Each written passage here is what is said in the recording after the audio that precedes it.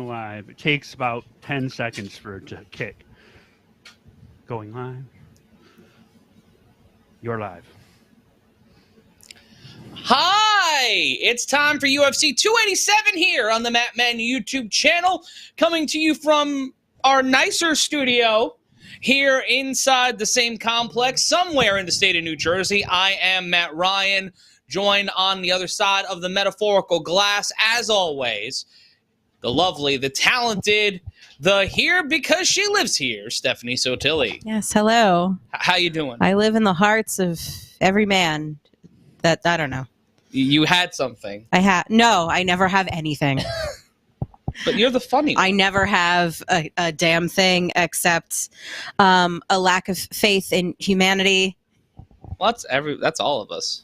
Like, I have that. But joining us, as always, as well, he's our producer to fight forever on the Twitter machine.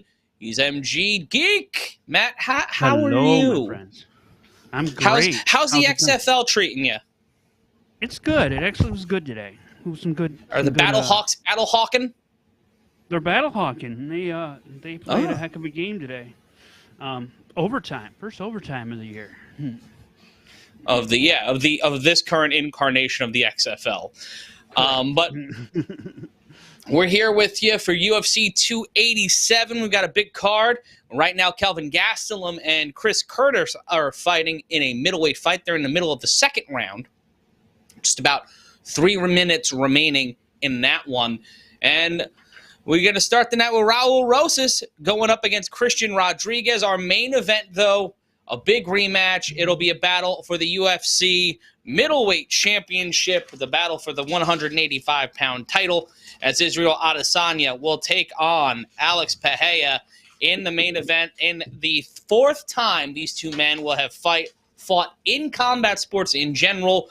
3 fights so far. Pereira up 3-0 against Adesanya across MMA and kickboxing. That'll be our main event. That one coming up around 1 o'clock or midnight, depending on whatever the fuck else happens on this card. Our co-main event, though, in Miami. This card taking place in the city where the heat is on all night to the beach till the break of dawn. I'm talking about Miami. Bienvenido y Miami. It'll be Gilbert Burns taking on the hometown boy Jorge Masvidal. And that one's going to be an interesting fight. The worm has turned, in my opinion, on Jorge Masvidal. And I want to know what you guys think. You're a part of the conversation all evening long there in the chat. And if you want to give us some straight cash, homie, you can head on over to the Super Chat, donate money, or head on over to patreon.com/Dan A. White. That's patreon.com/Dan A. White. And you see the ticker above my head here. You see the little name bar gimmick. It is a UFC 287 watch-along. I am Matt Ryan. And it'll be interesting to see the new UFC. If you don't know, which would be weird because this is a wrestling YouTube channel. On Monday morning, it was announced that Endeavor will be merging the UFC with the WWE to create a brand new, yet-to-be-named company. And that company will be kind of manifesting over the next few months. But Vince McMahon and his Snidely Whiplash mustache is technically in charge of the UFC. And I don't really know how to feel about that. There's so many things revolving around what this new company can look like, over what these new we're seeing it kind of manifest, or at least in a, I would consider, conspiracy theorist kind of way with WWE, especially this Monday's Raw, and some of the booking decisions coming out of night 2 of WrestleMania. Andrew and everybody at the Matt Men podcast, and also Wrestling Observer tomorrow on Sports Byline and right here on the YouTube channel, we'll probably have a much better breakdown of that. But I want to know your thoughts on the merger, on the UFC and WWE being one company, Vince McMahon being Dana White's boss. Like, that's the interesting variable in all of this, is that now Dana White, a guy who's been running the UFC unchecked for over 2 decades, to varying amounts of success, various levels of derision, and has become he's the heat guy. He's the guy who gets all the heat, good and bad, for the UFC. And now he's working directly underneath his pro wrestling super non-union equivalent in Vince McMahon, somewhat the Osiris of this shit, unless you're talking about boxing. But it will be very interesting to just see what that working relationship, if at all, will be like. Because Nick Khan and Paul Levesque are supposed to be in charge of the wrestling side of the business. I don't know whether or not that's entirely true, but you know, everybody who watches this show and knows about pro wrestling and knows about wrestling Twitter means you've got 87 other takes on that specific situation. I don't need to give you mine. But with Dana running the UFC, Vince is in charge of primarily the whole business. With Dana and the WWE staff answering to him. And I think, Steph, that's just like... I have a question. Yes. What is worth more? Is the WWE worth more? Technically, the UFC is valued more. So why is Dana White not in charge of him? Why is it that way? Dana White's not an owner of the UFC anymore. He's a partial owner and employee. Endeavor owns the company. Oh, so why is someone not from Endeavor, the head honcho? Ari Emanuel, the CEO of Endeavor, is technically the super big boss. Like, if we were looking at it like Super Mario villains, he's Bowser. Right. He's your Shao Kahn, your M. Bison. I was gonna say, that I understand more. Yes. When you go through, and Vince is kind of like the sub boss. He's Blanca. Yeah, he's super Macho Man in Mike Tyson's Punch Out. He's not fight. He's like the guy right below Mike Tyson. He's if we go back to Mortal Kombat, he's was it Shiva? Yeah. Or Sheba, the woman with the four arms. Yeah. Yeah. Or a Goro. Yeah. But yeah, and Raiden. He's Dana, Raiden. Who's like a Sub-Zero or Scorpion, one of the more challenging ones, but you could probably figure out a way to beat. So the guy who runs Endeavor is Shao Kahn at the very top of the Ari Emanuel, the stone pyramid. Okay, who's the person that they based the Ari Gold character after on the hit show Entourage. Entourage, yes. It's fancy. You say it that like show is 20 years old, I think. Also, if you're watching in the chat, say what's up. I know Travis Tarr's in there. He said 1016. If you're wondering what that means, we'll let you know at the top of the hour. But it's awesome to be here with y'all. Yeah, share the link on social media. You can follow me on Twitter at Matt Ryan Yells. You can follow Steph at Steph Sotilli. You can follow Matt at 2FightForever. And you can follow my dog, our dog, Olive, on Instagram at Olive the Fat Baby. She posts a lot about sports media. Yes. You wouldn't be so you'd be very surprised how much a dog knows. Interesting salary cap takes from Olive. Like, that's the interesting thing, is that she's got such a unique take. She's got a lot of conservative views about finances for sports. Yeah, she's a very fiscally conservative dog. She very much is, yes. It's kind of annoying. Except when it comes to cheese or steak, then she's very socialistic. All for everybody. All dogs, really. All steak for a steak in every doghouse.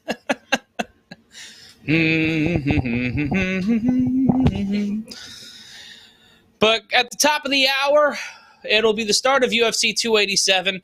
Kelvin Gastelum and Chris Curtis look very tired with 2 minutes left in this fight.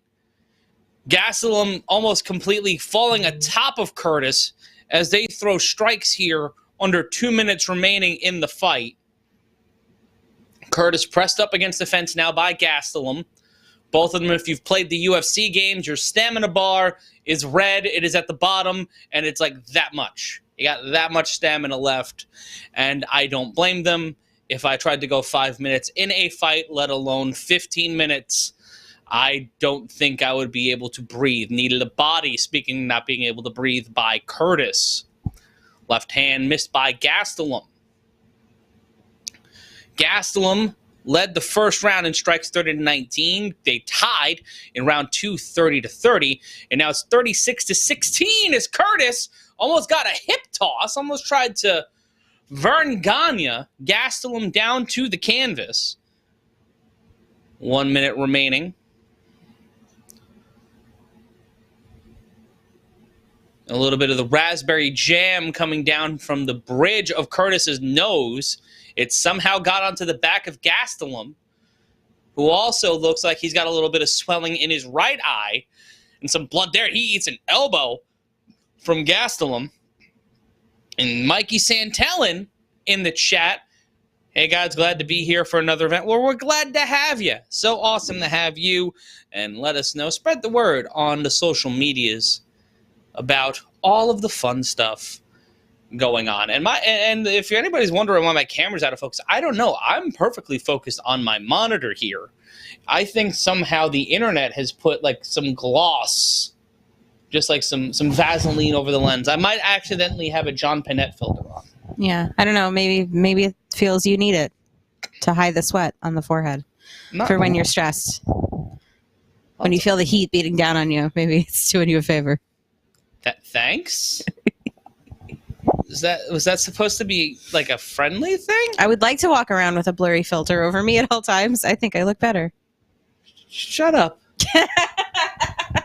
Shut your stupid fucking mouth. It's my friend you're talking about. Sure, she's an asshole. Well, she's not mine. But this show taking place, Steph, in your home area, your native land, South Florida. Why put that information out there? I try to hide that fact. Well, it's, where exactly in South Florida? It's in Miami. That's 40 minutes from where I used to live. Okay, it's very Miami and Fort Lauderdale have a very different energy. Well, one is cocaine. One is a lot of cocaines and a lot of Cubans. A lot of cocaines. Different types of cocaine. Yes, I'm not being facetious about that. And as somebody with a Cuban grandmother, very familiar with all of the Cubans that are in Miami. She ended up living in Miami. Huh. After she lived in a retirement community, she moved to Miami. She did the opposite. Why? No idea. I don't know. I think we stopped seeing her after I turned maybe 7. I don't know. Damn. I have no idea. It's cold out here. She wanted me to learn Spanish, and I very intelligently said, no, thanks. I'm never going to need that. Are you crazy? In Florida, I would never need that information. That's not going to be supremely important to me. Making a great choice at age 5. Well, how are you at that point supposed to be able to make... Why are you making your own calls at 5? Exactly. That's not how that should work. Why were you having agency when you barely... you pooped on the big girl potty? Yeah, and also, I did know the word for the female anatomy, the Yiddish word for female anatomy, because, my mother and grandmother were Jewish. I knew that. But to teach me Spanish, no. Didn't bother. You had priorities. Why bother? I don't want to say it in case we get, I don't know, YouTube flags, different things. Do you think... But it's very Yiddish sounding. Well, what is it? You can't... I don't want to say it unless we get flagged for whatever. Chicken shit. We're doing so well with not getting in trouble by YouTube. I want to keep that going. That's fair. Trying to fix this. Bear with us on the camera until we get... Yeah, me and my fat ass is lunging over because it looks fine on my end, but for whatever reason, it should be a little better now. I think it is. It was focusing on the back. And Gastelum cutting a fucking promo. Mm-hmm. Starting off hot as always, gang, with a fight that's kind of happening. All of this lead time, and then another 20 minutes of playing touch butt in the park because they take forever to start these fucking pay-per-views. For reasons I just... Do you think they feel like they need to do all that setup time? Like 15 to 16 minutes before the start of the first fight feels unnecessary. Like they're just front-loading stuff. You think it's bad now? Wait till Vince says we have to have video packages, pal. Well, there are video packages. There's a video package for every fucking fight on the card. More. Look, God damn it, Dana. I want more lore. They're just gonna bring in more YouTubers into UFC to just have them. Oh, fuck yeah. You're gonna see Mr. Beast You know on the fucking UFC, just doing a promo and giving away free pairs of shoes to everyone in the audience or whatever the hell he does. He's got I a don't shoe know. cannon. I don't watch it. Like I'm not a Zoomer. I have no idea what he does. Yeah, YouTube culture, like, we're the generation where YouTube culture just kind of became a thing. And, like, as we aged... The people who used to do it did it because they loved it. Well, miss you, Jenna Marbles, every day. Yeah. But, at the end of my life, as these YouTubers are... At the end of your life. Like, these YouTubers doing all these... Just turned 30, like, 30. recently. I'm going to be 34 this year. I was stealing a John Mulaney joke. Oh, all right. Yeah. That's fair. But... Are you impregnating somebody that's not your No. wife? No. Good. You want to steal one of his bits? I'm not going to be crass, but checking here on the chat. Kevin Sandoval, Rain Fracker, long times. Michael Davies, Mikey Santellan, Toker88 in the house. Brian predicting 10-16 and 3. Michael Davies 10-17, and that was Travis Tarr starting things off with 10-16. What that means is, at the top of the hour, it is the top of the hour, the UFC. With those fights, we try to figure out what time the first fight will make its way to the octagon, and also how many people will walk out with the fighter before with their walk to the octagon. Yes. We always seem to hover around the same, like, 3 numbers. Yeah. I've never seen it so far be like 10:09. Like, it's never been that. No. We keep doing this. But this is just perpetual, like, torture where we just keep asking them to play this game knowing there's only a few winners. It's like the American economic system. Yeah, like, why do we keep doing this when there's only going to be a few winners that we know going in? Because fuck you. It's never going to be 10:37. Why do you keep asking? Because every month. I want to see who gets closest to the window, and it's also a fun way to engage with our audience. Let's do something like, what colors are they going to be wearing? What song are they coming out to? Well, we can't do that part. We can't do the song part. They can tell us. We can talk about a song. We can't play it.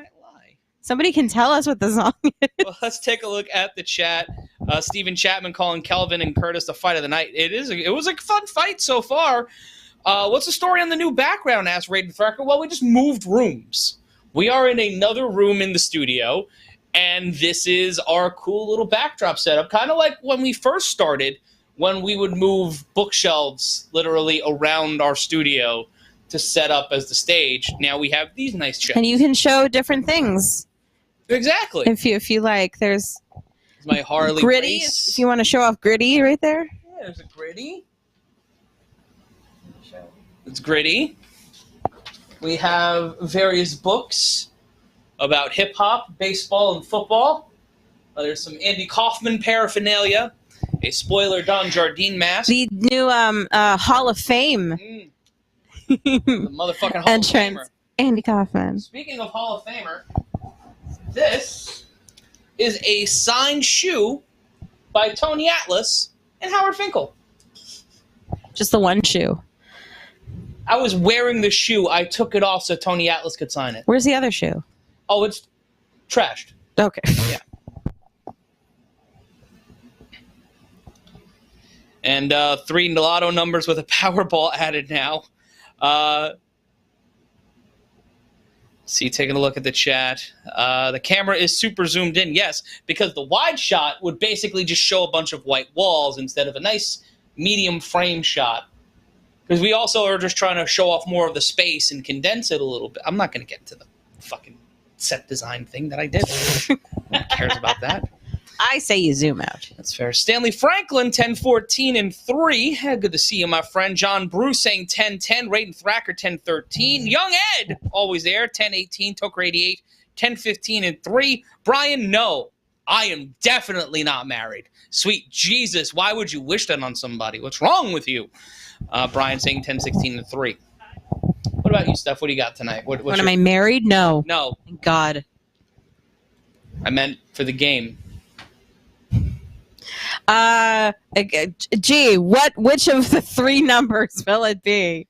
I'll go at 10-15. All right, Matt. What about and how many people? 3. All right, MG. If what you're time back, is it right now? I'm back. it's 10:05. 10:05. I am thinking. I'm gonna go with 10-14. 10:14. Okay, I'm gonna go 10:16, and I am gonna go with 2 people. 2 people. I'm gonna go with 3 people. So he's 14, I'm 15, you're 16. Yes. Great. 3. Oh no, 2, 3. Great. I'm sure it'll be one of those. It is every time. Well, I learned my Look, lesson I'm just- the first couple times doing these with you. Yeah, I know, but and also like Trying to be all clever. This is an exercise in futility. speaking of exercise and futility, the announce team. I'm kidding. They're very talented people. They all look like they run a Pep Boys together. They're just different sized bowling balls. Yeah. What do you think would their bowling team name be the Cue Balls?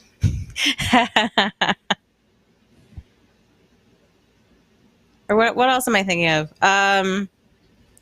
Like what's a candy that's like very smooth? They could be the truffles for some fun. That just reminded me of Razzles. Do you remember Razzles? Mm-mm. They were like these chalky circular candies that were kind of Ugh. chewy. Ew. Yeah, they weren't great. John Bruce predicting Masvidal losing to Burns by murder. It is Miami, so and this is the former FTX arena. You know it's a venue in Miami when the naming rights got federal crimes on them. Like that's fucked up. So is the whole thing. And shout out to Michael Davies donating $20 to the cause. That means he gets a song, right? If he wants to choose a song for you to sing, and Yes. if you don't know it, you have to make up the lyrics. So Michael Davies gets. Is that American dollars or is that Australian dollars? I'm trying to figure that part With an out. A, it's dollary dues. Oh, it's dollar reduced. Well, I think that counts. Okay. $20 dues. Mikey Santellan is right. They used to turn into gum. Razzles used to turn into gum. That's why I like them too, because I like the consistency. I was an odd child. I was a very odd child. A very odd adult, but I was a very odd child. And thank you to everybody who's watching along. And share the link on social media. Faux Sushi in the house. A lot of the long times. Fun fact. Vox Media does not own our old channel anymore. Huh, okay. Just a fun note. A fun note. So they don't have the last show we did over there. No, people, That's just forever somewhere. No, that people we know have it now.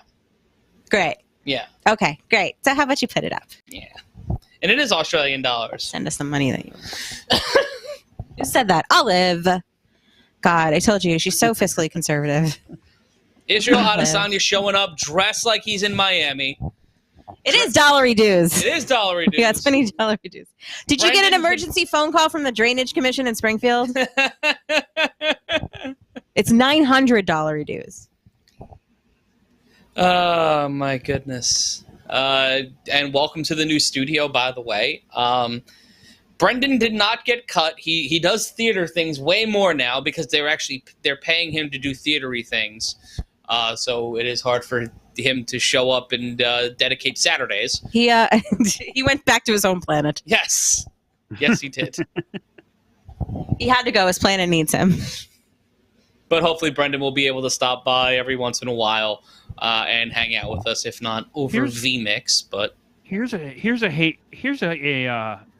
hack that someone is trying to figure out if they can do. Matt, can I watch the fight in your glasses? no! It's kind of why I have the ring light and the way the lights are set up so you can't see the glare of the TV. Also, it's at an angle. So. That would be quite the dedication Yeah. to circumvent stealing law. the show. Yeah. But of course it's young Ed who says that. Edward, Edward. Yeah, where is Trigger D? But if you like what you're seeing, please like, comment, subscribe, join the conversation. We put up polls during the fight. We build a fun little community here, and we're excited to be a part of your UFC viewing experience. Right in front. Oh, that'd be some hilarious Monday Nitro shit if Brendan ended up taking over Combat Culture. He wouldn't rehire us. He would just get on new people. He would just screw you over anyways. I bet you he'd hire the fucking puppet. He'd get a bigger dog just to make Olive angry. No, it's all cats. Oh, he'd get a cat? Oh, that's so offensive. I love cats, but that would offend my dog. Mm. She does not like cats. And Kelvin Gastelum, pardon me, Jorge Masvidal, that man behind him was very tan and sweaty. That was just a very tan and sweaty man. Can't you say that about 99% of the people? Yes, I think that's the UFC. Miami flag. It's just a tan and sweaty man who's like just his nose is jostling. They're the only flag that's an NFT. I've never. Is there a flag for? There's got to be. There's city flags. City flag, yeah. Let's see the Miami city flag. Shout out to Stephen Kelleher. Mules 1289. You rule. You out Rogan to shame. Yes, I out Rogan to shame. I know you meant put, but thank you. That's very nice. It's a sad flag. Look at this. Let me see that flag. It looks like the Indian flag. So sad. It's just city of Miami in the middle, and then red, white, and green. The flag of New York City isn't something to write home about. Oh no, it's terrible. Like, put it on the poll. Are there any sexy flags? Put it on the poll.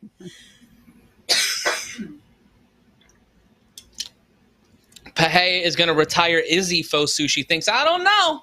I hope not. But, you know, if Adesanya does lose, he can transfer to the other part of the company now. That's the weird thing. I know Dana White said that we're not going to see as much crossover. Of course we are.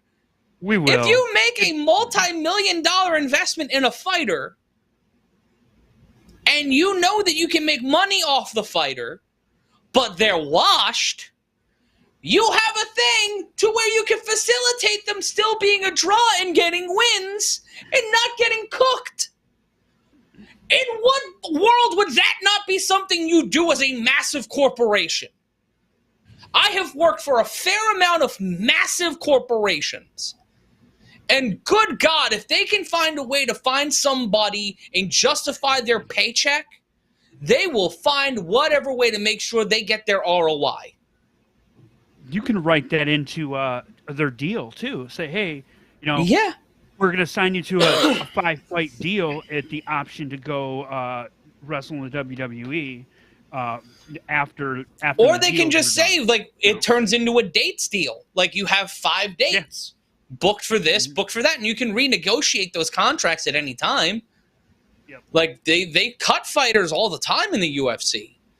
Like, the interesting thing is going to be the churn of athletes, the churn of fighters going from the UFC to the WWE, vice versa, or even just out of the company. Like, all of those systemic things are going to be, in the long run, the real test of the synergy of this new company. Because if you church and state it too much and you don't have that inherent crossover, like next year during Mania weekend, there should be a UFC fight night, if not a UFC pay-per-view, that same weekend, or even a Friday night fight night right after SmackDown. Like, there's so many ways to work in that. Or work with that weekend, or do things around that weekend. There's symmetry there. I just don't believe for a moment that craven capitalists like Vince McMahon and Ari Emanuel aren't going to find ways to carny that into what they're doing now.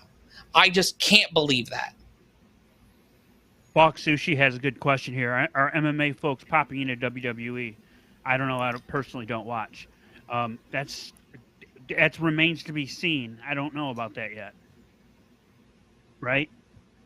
Yeah. Mm-hmm. It's a litany of things. There's this one. And Brian, why do other people have those?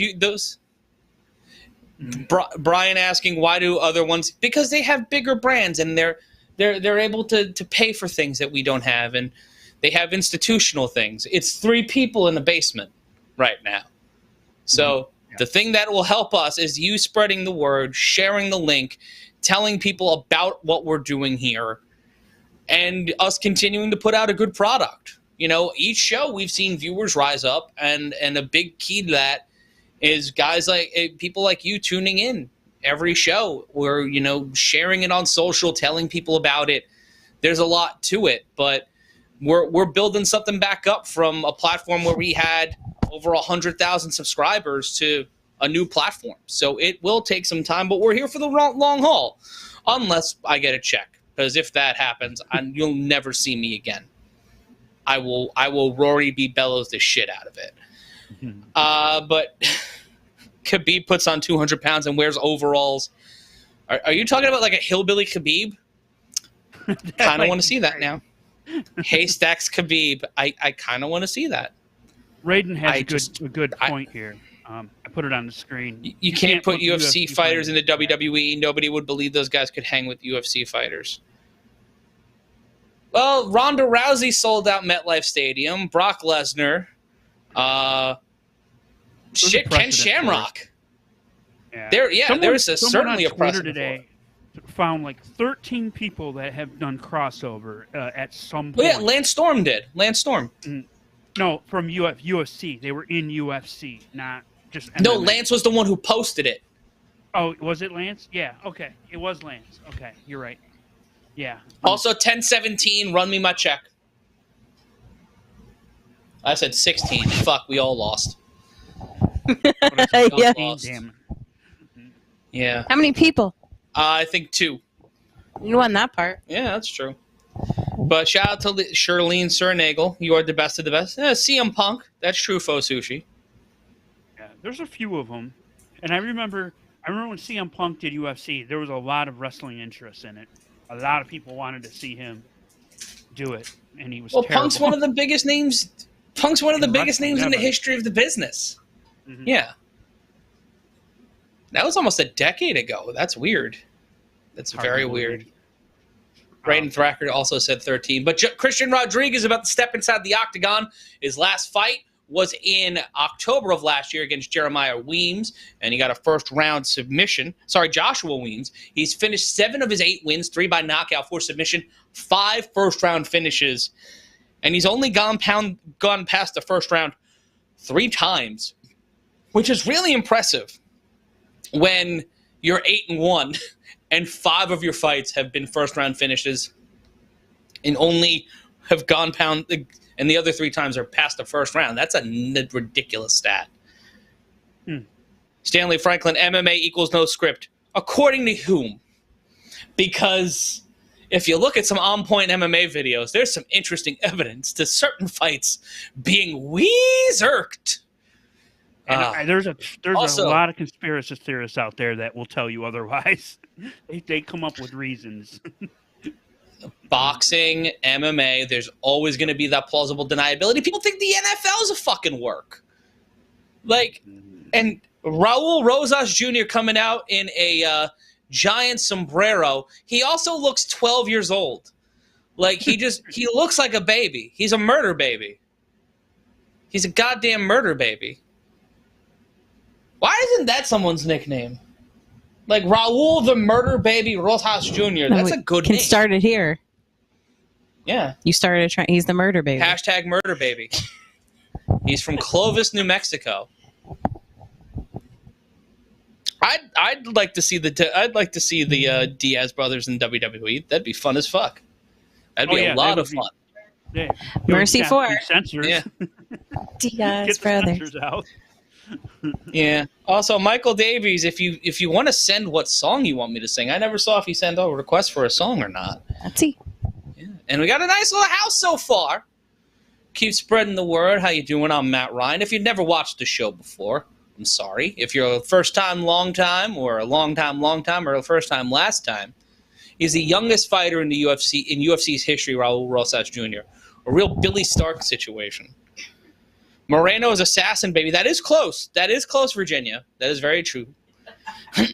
Colby and Masvidal headlining WrestleMania. That match would suck because both of them would just not know what to do. I mean, if there's money and humans involved, there's gonna be cheating. Stephen Kelleher, put that on the T-shirt.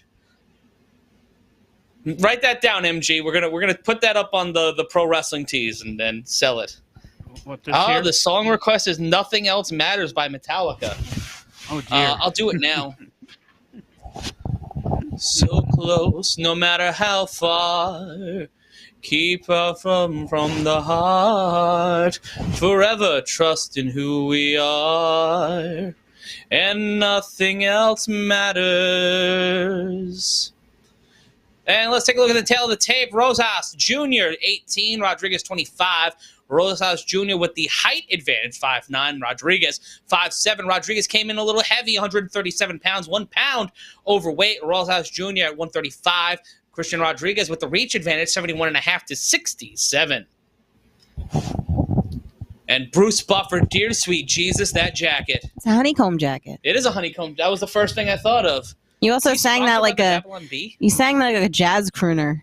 Well, that song is kind of sung in that soft and melodic open. Oh yeah, absolutely. Metallica, I equate with jazz crooners. Yeah, 1000%. No, if you listen to the song, it gets into that higher trust I seek and I find in you, like that more anthemic thing. But it starts a little slower, a little more plotting, and then into the. We got to talk. You joined us here with music theory with Ryan. Yeah, he's got to wear that jacket. Rodriguez, the plus 200 underdog, fighting out of Milwaukee, Wisconsin, and Bruce Buffer's notes look like they were written by the BTK killer. Stanley Franklin summoning the power of whiskey bets for Trick. Shout out to Trigger D. Hopefully he's finding a way to join us. I mean, it's a very special weekend for some people. Indeed. People that love Sky Daddy, it's a very important weekend. So if you find a Lincoln Log in your sock drawer, Grayson Begora to you. So that might be he has to go find eggs somewhere. I liked Easter egg hunting as a child. We never did it. It's kind of weird doing it in a 2-bedroom apartment. Not a lot of space to hide. Keith Peterson looking like an angry stepdad or offensive coordinator for a mid-level high school. Do you think they get tired of smiling? I don't think they know what they're doing. What are they called? Those women that hold up the numbers? The card girls. The Octagon ladies. Okay, yeah. I would get really tired of smiling. That's fair. And here we go. Round 1. And Rosas Jr. taking Rodriguez down. Both men back up. And then essentially a collar and elbow tie-up. And the Vince era of the UFC is officially underway. That is a very funny thing to say. And Rosas Jr. trying to go for the takedown on Rodriguez. And now Rodriguez switching it up. Now he's pressing Rosas Jr. up against the fence, throws a forearm, and now spins it around. 30 seconds gone by, round number 1. And Rosas Jr. pressing Rodriguez, looking like he was fighting a tackling dummy. And again, Rodriguez balleting his way, plieing and jeting out of trouble on that one. In under a minute in this first round, Rodriguez with the knee to Rosas Jr. right into the rib cage. And Rodriguez continuing to be danced around here by Rosas Jr., who's trying to go for the single leg now. Grabbing after the right leg of Rodriguez. Rodriguez now standing on one leg. Held on by Rosas Jr. And Rodriguez throws a right hand. And the man from Wisconsin throwing some cheese. High cheese right into the face. And now on the takedown, Rodriguez on his back. Rosas Jr. going for a little side control. In the fetal position now is Rodriguez. And now potential guillotine choke by Rodriguez. Rosas Jr. And he's got it. He's trying to hook it in. And holding his leg around the left arm. Figure 4ing the arm of Rodriguez. And he finds a way out of it.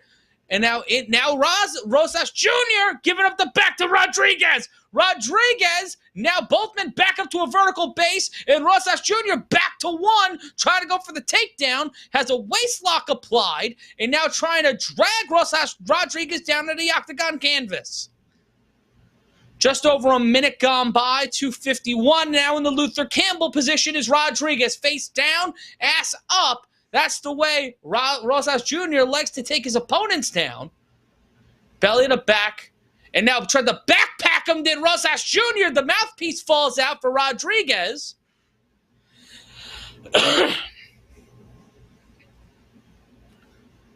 Be sure to like, comment, and subscribe. And a belly to back suplex attempt by Rosas Jr. Still in the Luther Campbell is Rodriguez. 2:17 left to go in the round. Does a standing switch. Does Rosas Jr. Still now in the Luther Campbell, going back to that position, and now backpacking Rodriguez, trying to climb up him and lock in the RNC, and I'm not talking about that committee bullshit. Still backpacking, holding on to him like a reverse baby Bjorn, trying to krang this motherfucker. Minute 50 left to go in the round. Rodriguez standing up, and now Rosas Jr. trying to lock in the RNC. Rodriguez trying to keep his chin pressed against his chest to make sure that it doesn't slip, the bicep doesn't slip under. Climbing again and trying to go for it as Rodriguez covers up, with Rosas Jr. just climbing him, getting a piggyback ride inside the octagon. It's adorable if it weren't so goddamn frightening. Once again, trying to go for the RNC. Rodriguez trying to not be false suscepted, whatever the fucking words I just tried to say were, into the RNC. Now on his back, Rodriguez still being held on to by Rosas Jr., both men laying prostrate on the canvas. Finding a way out of it is Rodriguez, but he is still being grapevined around the midsection by Rosas Jr. Now it looks like they're spooning on a lazy Sunday morning and trying to do the crossword together. 45 seconds to over 3 minutes and 10 seconds of ground control or total control time by Rosas Jr. 37 seconds left to go in the round now. This is an ADHD fight. And with under 30 seconds left to go, Rosas Jr. not letting Rodriguez go, not doing the thing that Rose said she would do for Jack, trying to hold on for dear life with 15 seconds left to go. It looks like Rodriguez is trying to breakdance his way out of this. And with 8 seconds left to go, Rodriguez looks exhausted. He looks verschnicked. And that will be the end of round number 1 of the main card. A 10-8 round, in my opinion, for Rosas Jr. You got your stats on the screen if you want to take a look at round 1. Let's take a look at the stats. 4 minutes of control time. Rodriguez landed 12 strikes, landed all 12 of his strikes. Rosas Jr. landed none, but he was 3 for 8 on takedowns and had 4 minutes and 2 seconds of control time. Rodriguez had 34, so about 22 seconds or so, 24 seconds or so of time where it was kind of right down the middle. John Bruce saying the judges suck tonight. Well, let's see how that will play out here in our opening fight of the evening.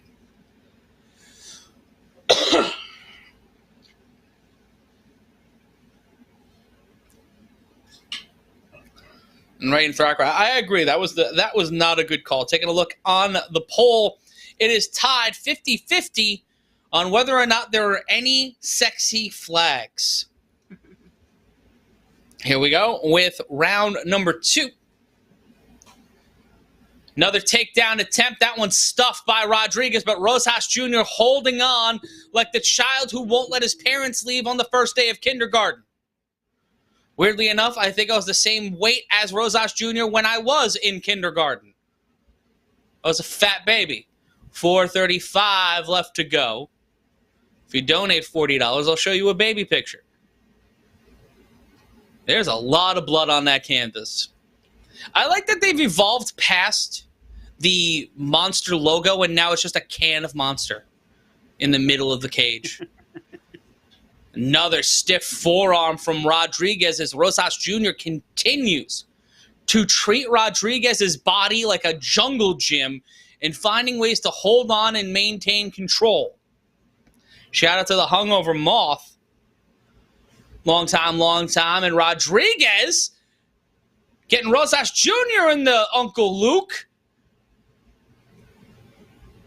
And getting right back up to a vertical base for both fighters. Spinning back kick by Rosas Jr. 3:45 left to go in the round. Ducks a punch to Rodriguez, but Rosas Jr. into a reverse waist lock. Also, it's Florida judging. What do you expect? Takedown by Rosas Jr. Still in the Luther Campbell. Rodriguez pressed up against the fence.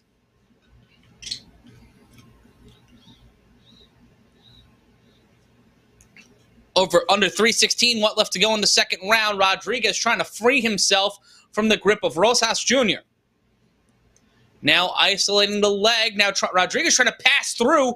Great grappling here by Rosas Jr. Just great skill, great wrestling.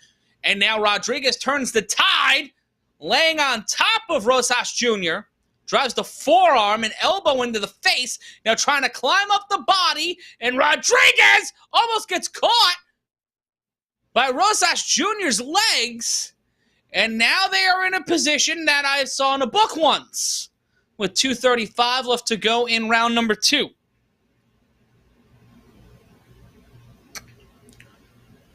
Now Rodriguez in control, pressing down on Rosas Jr. Drives a forearm into the face of the 18-year-old. Now goes into a Luther Campbell. Scrolling out of that is Rosas Jr. Back into the pile driver.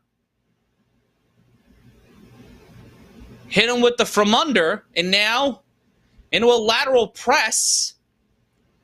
The shoulder is up for Rosas Jr. He must know never to put his shoulders down for the count. Would be hilarious if Peterson counted the 3 there. And now, Rodriguez. Rosas Jr. trying to roll and press. As Olive has a dream in the background. 99 seconds left to go in round number 2. This has been Rosas Jr. trying to do what he did in round 1, but Rodriguez better defending it. Now laying on top of the 18-year-old. Now trying to slip under Rodriguez for his own submission attempt. Trying to get underneath the chin. And that is a very prominent chin for Rosas Jr. Now taking the back of Rosas Jr. with 1:09 left to go. Rosas Jr. trying to protect himself, eating left hand and right hands, pardon me, from Rodriguez. And Rodriguez again will take the back and lay down on top of Rosas Jr. and backpacking him. The ground control time in round 1 was clearly in Rosas Jr.'s panel, and now it's for Rodriguez, who's at almost 3 minutes of control time in this round and under a minute for Rosas Jr. And James Rickert, welcome to the Matmen family. You just joined and subscribed to the platform. Thank you kindly. You're a sweetie. And all of you are sweeties for joining us here. Be a sweetie and go to patreon.com/Dan A. White. It's patreon.com/Dan A. White. Rosas Jr. trying not to get got. The back is taken by Rodriguez. Rodriguez is laying in figure forward the midsection of Rosas Jr. and has hooked his right leg underneath the calf and underneath the knee of Rosas Jr. Rodriguez laying more strikes in, and that will be the end of round number 2. Whew.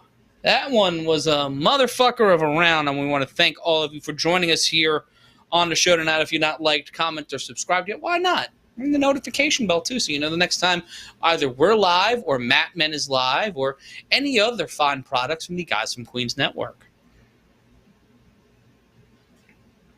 Rayton Thacker saying Vinnie Mac was pissed the ref didn't count to 3. Take a look at the stats here. Rosas Jr. has only thrown 4 strikes in this fight, and he's landed 2 of them. Rodriguez thrown 43 strikes, landed 35 of them.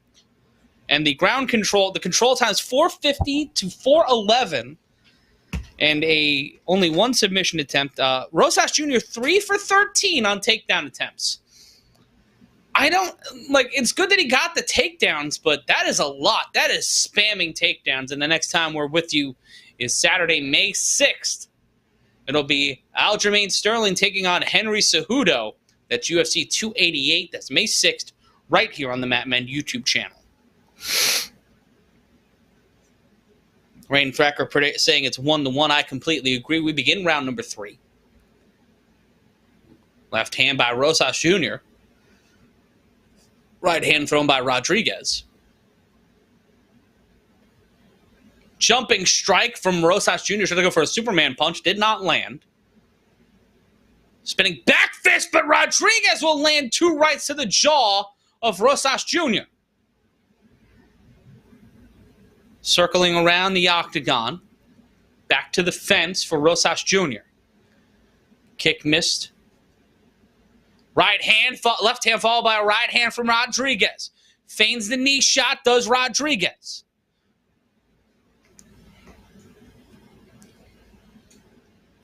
Takedown attempt, that time by Rosas Jr. Stifled by Rodriguez. Rodriguez again. Like a great 90s goalie, stifling the young contender. Both fighters unranked in the bantamweight division.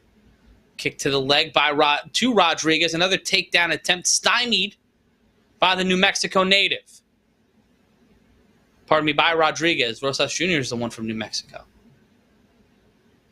Rodriguez from the state of Wisconsin. 12 of 15, though, on takedown defense. That one almost ended up awkwardly for Rodriguez. He stifles another takedown. And just punching about the head of Rosas Jr. Standing up and just drops Rodriguez drops him like a rag doll. And trying to posture up as Rosas Jr. Great athleticism here, but being stymied by Rodriguez. That first round, Rosas Jr. was able to control the tempo of this fight. And Rodriguez landing a left hand, just landing with impunity as he lays on top of the 18-year-old. There's a Leonardo DiCaprio joke in there somewhere. Continuing to hammer away is Rodriguez. 2:40 left to go. Rosas Jr. holding on to the left hand of Rodriguez. On an elbow to that was a forearm to the back of the head, but the referee letting that one go. It looked like it almost caught him on the neck of Rosas Jr.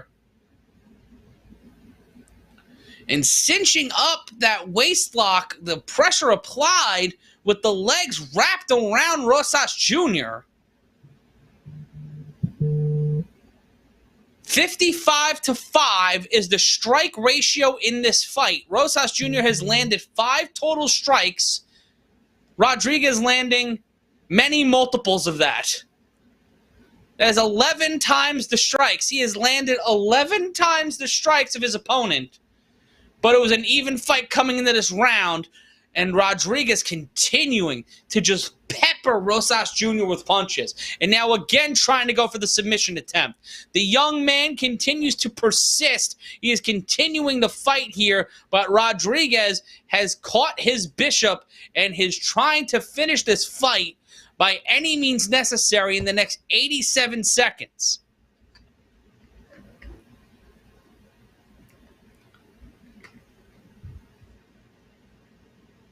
And now again going for with 1:15 left, Rosas Jr. trying to find a way out of this and continuing Rodriguez to pull on the chin of Rosas Jr. That Jay Leno Crimson-esque chin of Rosas Jr. Another left hand.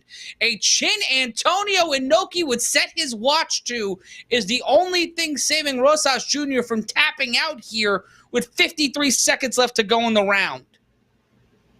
Oh, and another right hand, and a mouthpiece of Rosas Jr. almost came out with that shot. Continuing to backpack the young fighter. Rodriguez looking to go 9-1. Rosas Jr. may end up 7-1 after this fight. 30 seconds left to go in the round now. Rodriguez continuing to pepper Rosas Jr. with punches, kind of pie-face the back of Rosas Jr.'s head, kind of tussling the young man's hair as he'll get up back to a vertical base, and so will Rosas Jr. Another right hand from Rodriguez as he looks to solidify a win here tonight on pay-per-view. And both men will end throwing some strikes. And that'll be the end of this one. A solid performance from Christian Rodriguez. Had him in the first half, did Rosas Jr. in that first round. But as the second round progressed, we really saw Rodriguez take charge of the fight. Rosas was fighting a very one-dimensional fight. He landed anywhere from 10 to 15 total strikes in the fight, which is not necessarily anything you would want out of a fighter. Rosas Jr. spammed the takedowns, tried to go for the submission, had him in the first round, but as soon as Coach Rodriguez and his team were able to adjust the strategy, they really iced Rosas Jr. out, especially in the third round. It was really interesting to just see that manifest over time and see that game plan change.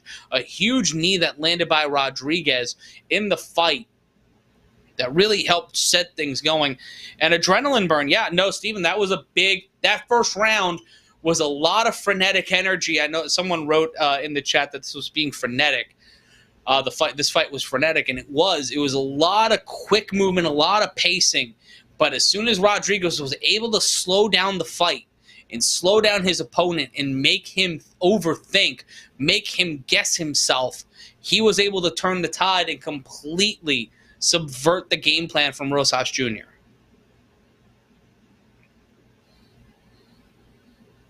And we'll go to the official scorecard here. And Rosas Jr., you can see he was the money man because he's got the monster can in his hand and the monster logo on his trunks. So even if he does the yob here tonight, and try to get the scorecard here.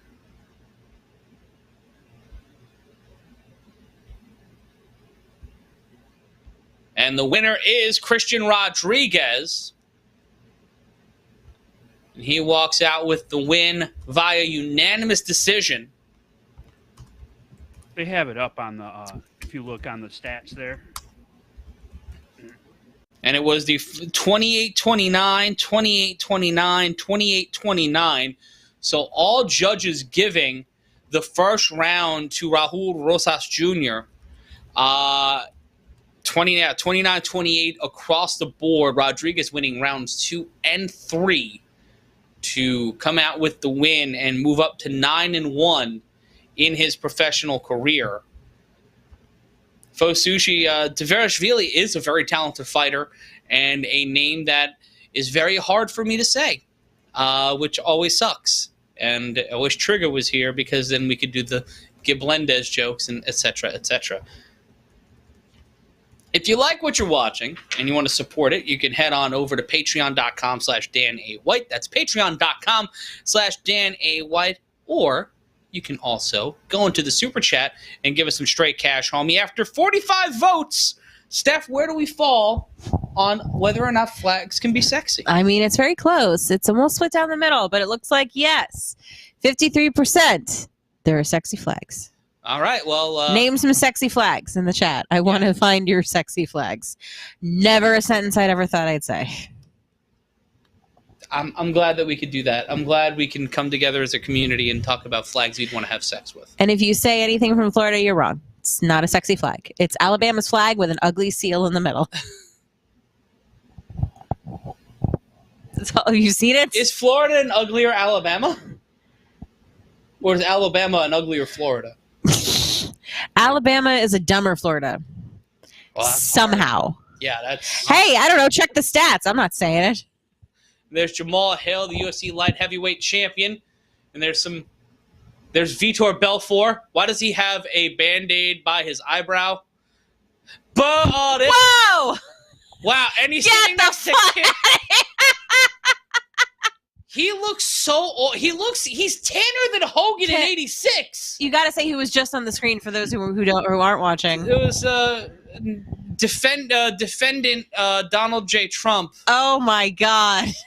My man, like jump scare, guys. Yeah. UFC, you have to warn us. That was a jump scare. It was just like, oh, there's Vitor Belfort. Oh my God, why is there why is Taffy on my television? Why is there a bunch of caramel Taffy? You see who he's next to? You see who he's sitting next to? Yeah, he was next to the dude that shot at all that beer because it was gay or something. Who was he next to? Kid Rock. Kid Rock. Oh right, he had that footage where he shot all my antique beer cans. Yeah, that was the footage of him. Oh my God, that's such young Ed. I was drunk chatting, Ubering to bail Trigger. Is Trigger in jail? I don't like the fact. I think he's on an Easter egg hunt. Do we have to use this super chat money to get him out of jail? Is this turning into a Smokey and the Bandit situation or a midnight? Is this going to end up in Midnight Rung with Young Ed and Trigger D, two people who I have no idea what they look like? It's a mad world. That's we're all traveling different ways. We could do a Sweetie's Wacky Races. Oh, Jesus. Lord Jesus. Oh, that made me uncomfortable. Raiden Thacker with a good one to stop the bleeding from his injection site. Shout out TRT Vito. If he's injecting TRT into his, they are very strong eyebrows, so they could be, TRT eyebrows. Oh wow, are they inducting Rory McDonald and wow, they're inducting the Lawler McDonald fight into the Hall of Fame. That's pretty cool. I dig that. I dig that a lot. That's one of those fights where I wish we had the show for. Like, we didn't have it for Conor and Khabib. Did we? No, we didn't. What year was it? That was 2018. Then we yes. started in 2019. You sure? Yeah, we did 2019. That doesn't sound right. I think I don't remember. Yeah, this is one of the greatest fights of all time. Like, this is the fight that made Rory McDonald a star and also might be the reason why he's not as durable as he once was. Like, this was fights like this, like Hagler-Hearns, or any of the fights between Sugar Ray Leonard and Roberto Duran, or, fucking Leonard Hagler. Those were fights that took years off of not only your career, but your life.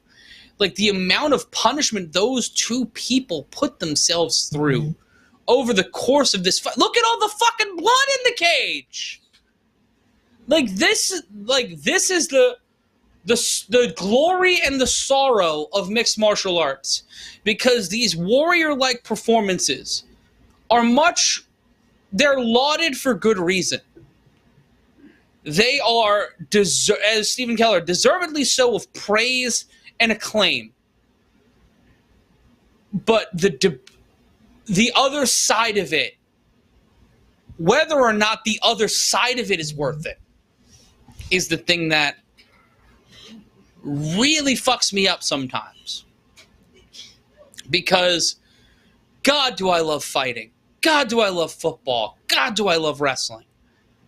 But Jesus, do I want to see these guys make retirement age.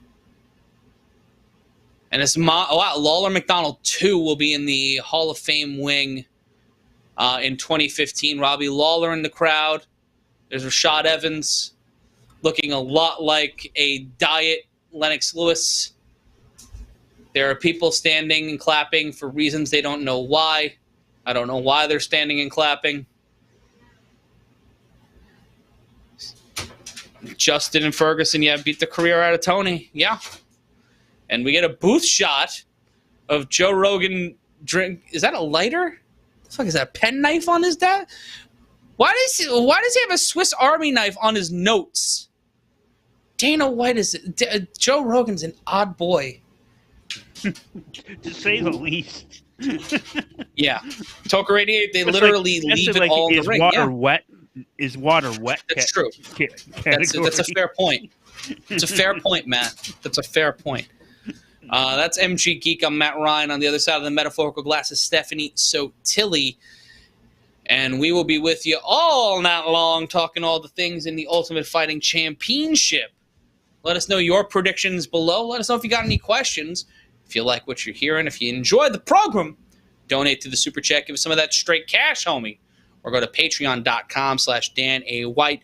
That's patreon.com/Dan A. White. And if you got questions about any of the fakakta shit behind me, we got time between fights. We got time. Also, anything about a little the show merger and you wanna tell. bring up? Yeah. What was that? I said anything about the merger we want to talk about, or anybody has any more. Yeah, like we could talk about the merger. If you guys got questions, are you excited for Vince McMahon to be on Joe Rogan's podcast? Because I feel like that's where this is going. Oh fuck! I didn't think about that. Goddamn, Joe. Well, goddamn. Well, Jamie, can you pull that up, Jamie? I love that Burt Kreischer. You know that Joey Diaz? He's really a cut up. Joe, I love your show. Who's that other one? Who's that other comedian that I'm thinking of? Tim something? Tom Segura? Who's going to lose their mind? If that interview happens, who's going to lose their mind is the man who runs the channel. Because that's his hero. Of course he would. He's going to love that. He's got some interesting heroes, bro. Mine were Bernard Gilkey and a Muppet. We're coming up on UFC 290. Like, next year's going to be UFC 300. That's fucking nuts. Right? Raiden Thracker donating $19.99 to the cause. He's requesting Baby Shark. Yeah. Do it. Baby Shark, do do do do do do. Baby Shark, do do do do do do. Baby Shark, do do do do do do. Baby Shark. Done. Tim Dillon, thank you, Travis. Yes, that's Vince McMahon. I like that Tim Dillon or whatever is. Tim Dillon, yeah. Whatever I can't do his voice. I'm a woman. A big fan. That Two Bears One Caves really got, been big fan of the Legion of Skeks. You guys here. What guy? Who guy? Tim Conway? No, look at the. This is Tim Conway. Tim Conway. Toker's here. Hey, Toker. Yeah, Toker's been here. We're talking about the other. We're talking. The other dude that might be. I'm not keeping up. How much is Tim Conway? Yeah, about 120 pounds. Tim Conway.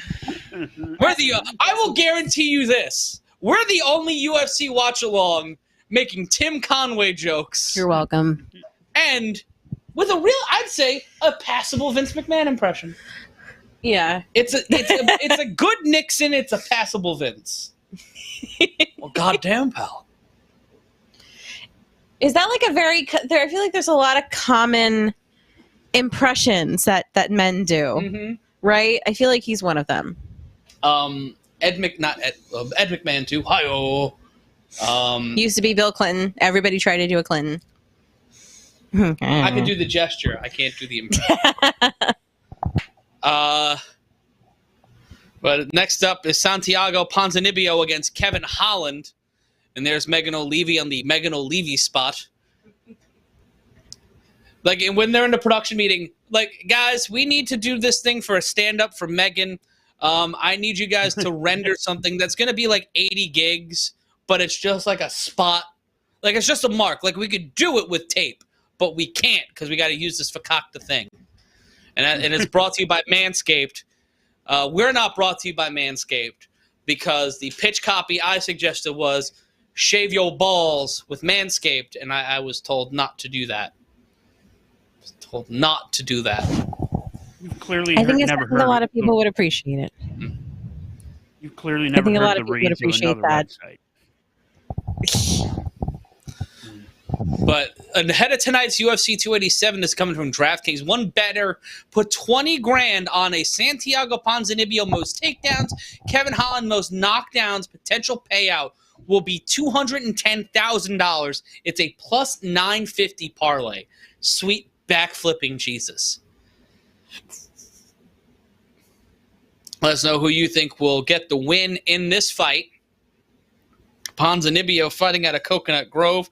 Been fighting with American Top Team since 2015. Formerly of Team Nogueira. Coming out for win of Alex Morano back at UFC 282 just like 5-6 months ago. Prior to that, he lost back-to-back split decisions to Michel Pereira and Jeff Neal. Last 4 fights have gone to the third round. Conversely, for Kevin Holland, he's got the most wins in a calendar year in the division's history. He's tied for the most wins in a calendar year in UFC history with Roger Huerta and Neil Magny. Had the most bouts in the 12-month period in UFC history from May of 2020 to April 2021. He's suffered back-to-back losses to Stephen Thompson by TKO and Hamza Chimaev by corner stoppage. Fought 8 fights in the last 2 years. Last 2 wins were over Tim Means by submission and a TKO of Alex Oliveira. He's knocked out 13, submitted 6, and won 4 by decision. Kevin's going to do an interview during the fight. John Bruce, shave your balls. Hashtag shave your balls. But if you do want to sponsor the show, DM me on Twitter. We'll take advertising revenue right now. Like I'm not even joking. Like if you want us to advertise your product or service, what was that? No shame at all. But, no, fuck that. I have an Andy Kaufman Santeria candle behind me. Why would I have shame? Explain that, Matt. Explain it to me. There's no shame. I'm with you, man. Let's do it. Stanley Franklin smooth the route. But DM me, Matt Ryan Yells on Twitter. Be dialing. Operators are standing by to take your money. Oh, if you're a hot girl and you wanna advertise your OnlyFans on here, I have no problem sending people to you. Or if you're a hot dude too, I should say. Yeah, hot humans, all humans. Even if you're not hot, fuck it. Are you an ugly human with an OnlyFans? Please advertise with us. Yeah. Do a discount code. We'll write up that copy. Yeah.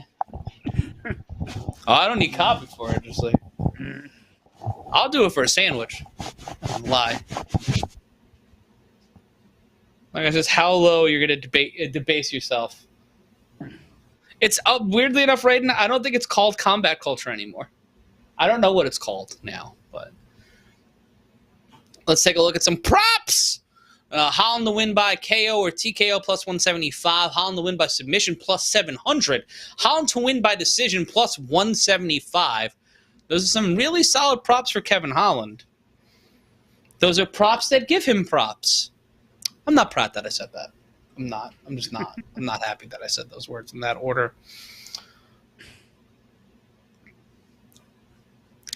The name of this venue used to be the FTX Arena. It used to be the American Airlines Arena, but now it's Kaseya. Let's take a look at the tail of the tape. Kevin Holland, 30. Ponzinibbio, 36. 6'3" to 6 foot. Holland in favor. A slight height, a weight advantage for Ponzinibbio. He's 171 to 170.5. But an 8-inch reach advantage for Holland, 81 to 73. And there's that honeycomb jacket again.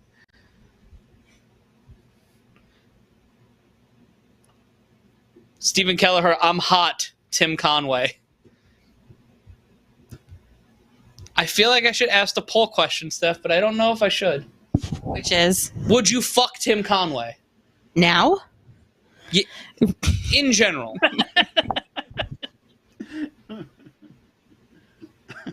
Why does he walk up to them and yell in their faces? That's his like gimmick. If I was a fighter who was about to go to war. It shows dominance. They're fighters, but that's Bruce Buffer. I guess. That's one way to go. That's one way to live your life. That could be the hierarchy. I think he's up here. Mm. Yeah. They're fighters, whatever. You put your body on the line. Good for you. Whatever. You put in training. I am Bruce Buffer. I am Do you all the know way who up my here. brother is? Who's more famous at this point, Michael Buffer or Bruce Buffer? Oh, I mean, look, if you're, Good question. you know, sometimes you could just think they're the same person. I feel like many people have. Yeah, so I don't know. Have you done that? You know what? Anyway, tail of the tape. Michael still You already gets did the paid tail more of the- per appearance. And here we go, round number 1. Ponzinibbio in blue, Holland in black board shorts. Ponzinibbio in the ones that kind of show the dick outline if you look close enough. Holland's back to the octagon, both with a lot of frenetic, nervous energy in the early going. Push kick, side kick by Holland. Kick to the inner thigh. Ponzinibbio coming in with the left hand. Holland catches over the top with the left hand if Ponzinibbio tried to come in with a kick. Left hand. Trying to step in is Holland, but continues to be walked back to the fence. Ponzinibbio controlling the center, went for an ankle kick, and there is Donald Trump just glaring into the camera, knowing exactly where the camera is because he's a vampire. Well, if he was a vampire, we couldn't see him, but you get my point. Shut up. 3:48 left to go. I really would love to hear Donald Trump say Santiago Ponzinibbio. I would pay money to hear him say those words. In order, cleanly, into a microphone. He's just sitting there, like it's hard to pay attention to the... Is that Mike Tyson? Oh my God, Donald Trump, Kid Rock, and Mike Tyson are all sitting next to each other. They walk into a bar. That's like what if that you- sounds yes, like. that's a walk into a bar joke watch-outs for of sure. 90s pop culture. Like, Kato Kalin should fucking be there. Oh, To be the fourth horseman. Is he okay? Is he alive? Yeah, he's alive. All right. Is that a palm strike by Kevin Holland? He just bear pawed. Oh, and Ponzinibbio gets caught with a right hand from Holland. Kick to the body. Oh, another kick. Dancing around is Holland.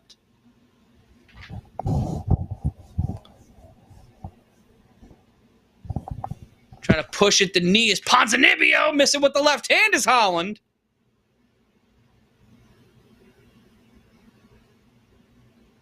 Where's Mitch Blood Green when you need him? 2.5 minutes left to go in round number 1.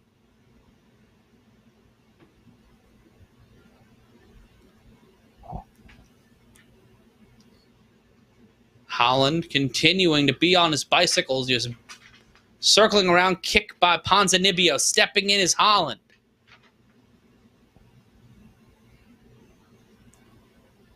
Another left hand by Holland. Continuing to try to pepper with that left hand. Ponzinibbio steps inside, throws the left again. Trying to circle around. Kick to the back of the thigh by Ponzinibbio. Trying to push kick again is Holland. Kick to the thigh by Ponzinibbio. Kick to the knee by Ponzinibbio. Kick to the inside of the thigh by Holland. Steps inside a left uppercut by Holland. 90 seconds left to go.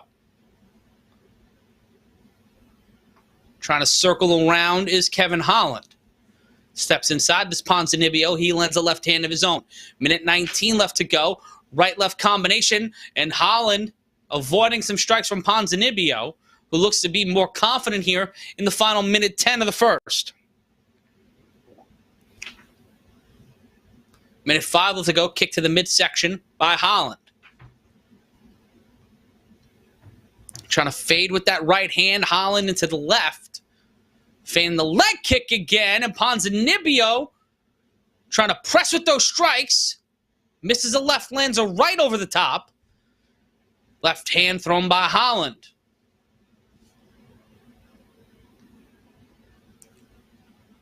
Continuing to put pressure with 35 seconds left to go in the round is Holland. Left hand landed by Ponzinibbio.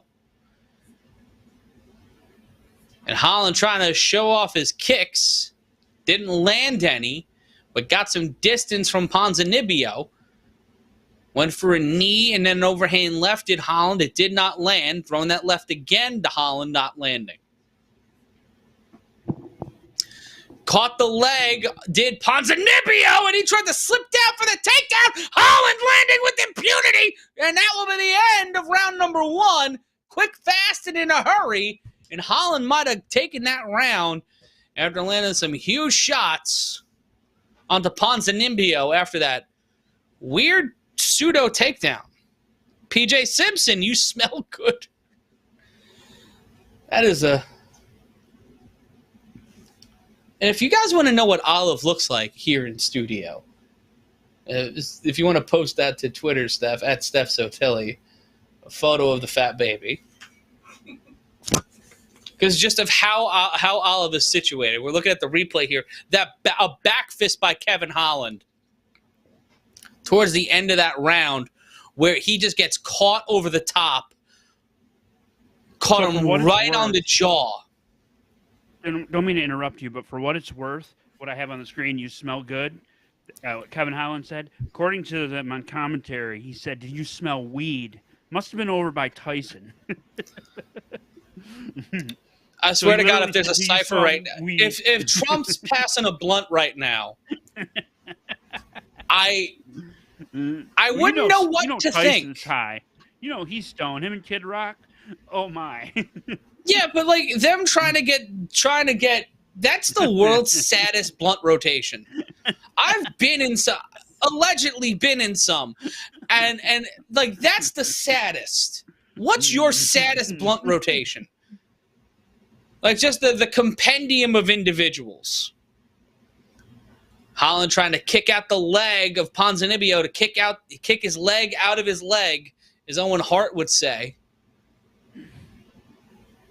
Trying to feign for that takedown is Holland. 420 blaze it.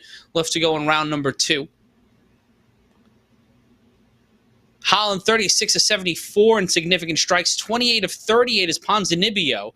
53% to 49%. The percentages may be negligible in terms of volume in Holland with a shot chaser right hand into a right forearm.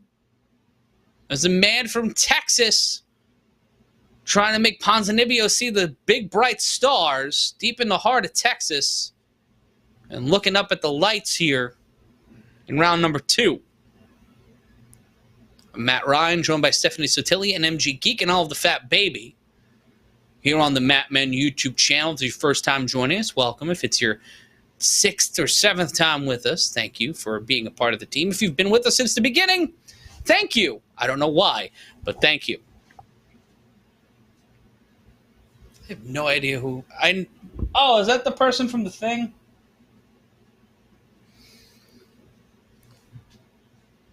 $313 left to go in the second round. I don't know. I think Joe High would be fun. 305 left to go in the round, which is funny because they're in Miami. Dale. 3 minutes left to go. Holland. Great quick single tie, landed a shot, but he eats a left hand from Ponzinibbio. 247 left to go in the round.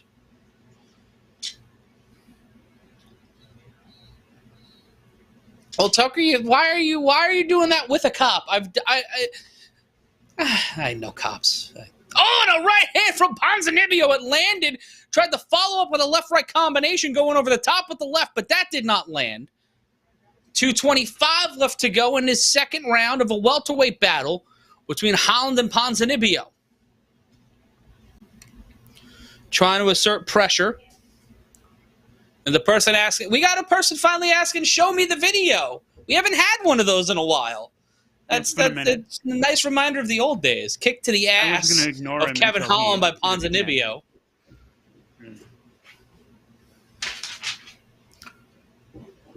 Well, Stephen, I'm Irish and in New York City, so that kind of just ends up happening when you're a kid. Minute 50 left to go. Kick to the side, trying to swing. Oh! Spinning back fist. Ponzinibbio got clipped in the back of the head. And they'll dap each other up. They knew it was an accident. They'll roll on. Leading with the left hand is Ponzinibbio.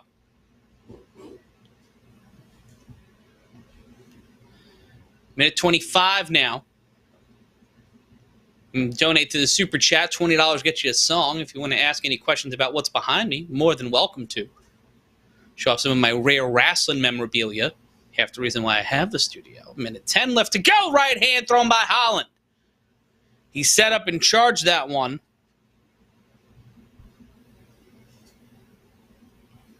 Came in with the left and landed an overhand right. Straight left from Ponzinibbio. Ponzinibbio gets clipped, and he's in trouble. Wraps up Holland. Under a minute left to go. Holland trying to go for the trip takedown. Ponzinibbio staying upright now, trying to scoop out through the inner thigh of Holland.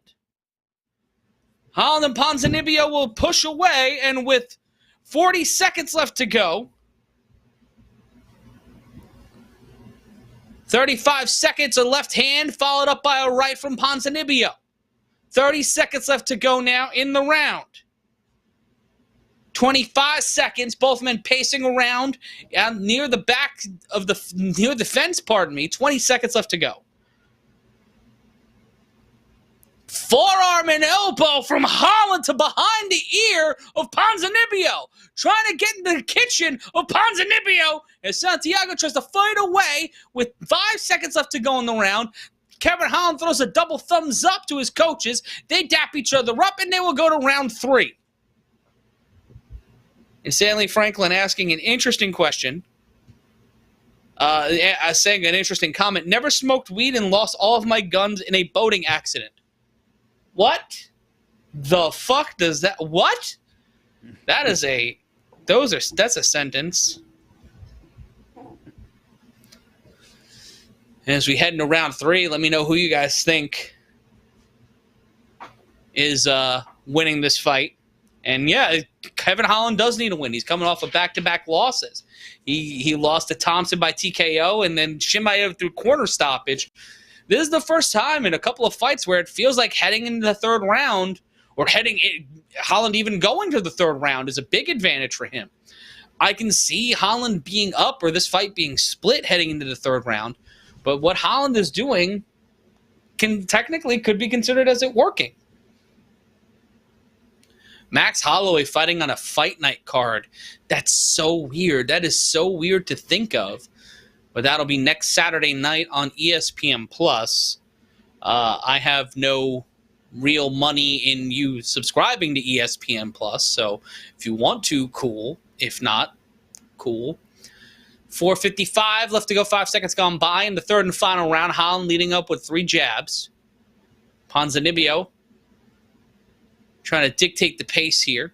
A little of that frenetic energy we saw in round 1. Oh, and an overhand left that if Ponzinibbio's chin was a quarter of an inch further out, he would have got. Push kick attempt there by Holland. Another left hand. Ponzinibbio catches the knee of Holland on a kick.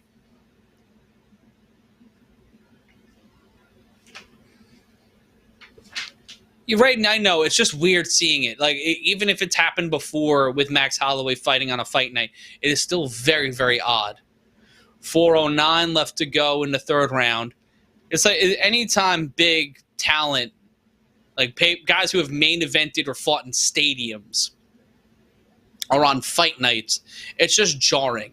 It's just a weird dynamic shift. Toe kick by Holland to the face of Ponzinibbio. 3:45 left to go. Right hand. A kick to the thigh of Ponzinibbio by Holland.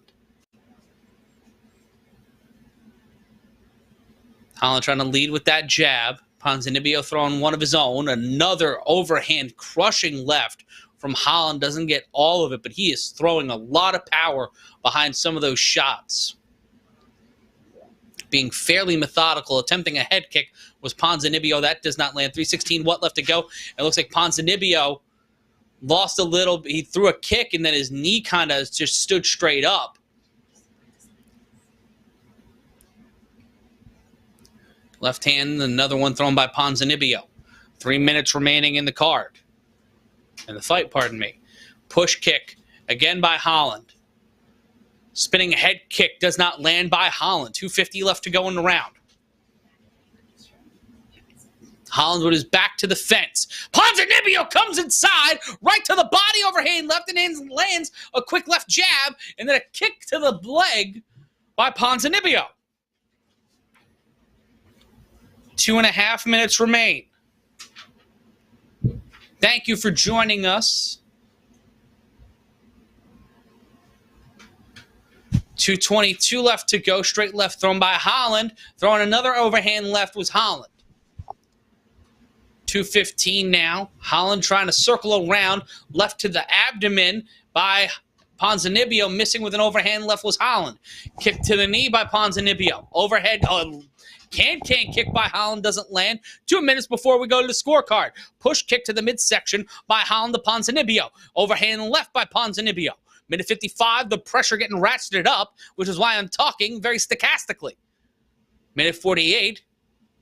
And there's a left hand! And Ponzinibbio! Good night! Grand opening, grand closing! He is out like a light! Ponzinibbio saying nah, but he went out like Tom Bodette. He didn't leave the light on for him. He got Cook City All-Stars, and there's Kevin Holland going over to Dana White. Donald Trump looking like a child that's being shown candy at the fair for the first time. And Kevin Holland getting the win, getting off the schneid. It was adorable. It was just adorable. Ponzinibbio lacerated on the nose some raspberry jam. And a big win for Kevin Holland. Not effortless, but Donald just Trump. that quick third round knock, that quick left hand. You see it there on the replay. Just bam! Came in, loaded up, found the point, got it right on the chin, and as Ponzinibbio, he was stepping back, arching back. I'm explaining this like it's the fucking Zapruder film. But he catches him with the left, just where his body is, stiffens up, flare flops, wakes up, tries to give him the the Matumbo wag, but nah, he is done. Oh, what a win for Kevin Holland. Oh, and Holland getting $50K. Yeah, he's getting that special and a pair of shoes. As just that jacket. I just want it. I don't know what I'd do with it. Like, I couldn't wear it. Who says? I'd look like Rod Roddy from the fucking Price is Right. Then you look like whoever that is. Get a new car! Yeah. Do you not remember Rod Roddy from the Price is Right? The old announcer? I mean, weren't most of us, when we were watching The Price is Right, we were sick at home? Yeah. It was either that or I was watching The World of Richard Scarry. I don't remember anything. Dark Side 1985 with a very accurate statement. And Kevin Holland getting the knockout victory. Nothing technical about that one at the 3:16 mark. As if it were written in the stars. Hit him with the clip and the clop. And what a win for Kevin Holland. I do not have captioning on this new monitor. I have to fix that. And I can't at the moment. At least I don't think so. Yeah, I can't fix that at the moment, so. His name was Rod Roddy. Yes, his name was Rod Roddy. I don't know if that was his Christian name. His name was Rod Roddy. They all His had name was stage Rod names Roddy. back then. They all had stage names. Can so you probably find a not. photo of Rod Roddy, Matt? And just show people what he looked like? Oh, See, find his Wikipedia photo so we don't get God on YouTube. You know what? I don't necessarily have a way to get it on the screen right now. You can't My replace bad. it with the stat screen? No, I can't get it to the machine. It's a glitch. It's a glitch. Actually, I could. I guess. Don't worry about it. Don't worry about it. Everybody's got Google. Everybody's got Google. Everybody's got the Google. There's a way to do it, but it's We don't need to do that now. We've got things moving and working and shaking. But we have 2 fights down, 3 more left to go. Jesus, is it? It's 1, 2. Yeah, 3 more fights. And it is. I'm Matt Ryan, joined by MG Geek, and I am joined by Stephanie Sotilli, and no one else here on a Saturday night here on the Matt Men YouTube channel. Born in the USA. No. Born in the USA. What happened? Born in the USA. My camera. Make sure I'm on camera, big man. What's up with the what? What is that? Where's my mustache? It's you have a mustache. You don't like my mustache? It's different than the last time I've seen My it. handler likes my mustache. Get it? Handle mustache. You know what? Never mind. My intelligence is wasted on you. I'm here for a reason, Matt. Do you know what it is? To piss me off. Yeah, well, number one, yes. But I also have news. Everybody out there watching, I have news. I recently just bought the company known as Guys from Queens. What? You know what that means? That means No. I now own the Matt Men channel. Also, you know what that means? You know what that means? I hate my life. I'm gonna poke you. You know what that means? What? You know what that means? I am your new boss, Dan A. White. That is me. Dan A. White is your new boss. Why are you so close to me? I want you to hear me. I want them to hear me. I like being close to you, Daddy. You got some soft hair, nice shoulder. It's a nice meaty shoulder. But what about Andrew? I don't know. The last time that I saw Andrew, he was with Janice at Atlantic City. That boy is on the moon by now. Listen, something very important to tell you, that as your new boss, I have a list of demands that you must now follow while doing anything related to UFC, MMA, TSA, A&W, ELS. So you have a list in front of you of the demands. This is the instructions for an espresso maker. They're in there. Just open it. Don't question my methods. Son of a bitch. The instructions are in there. There are instructions.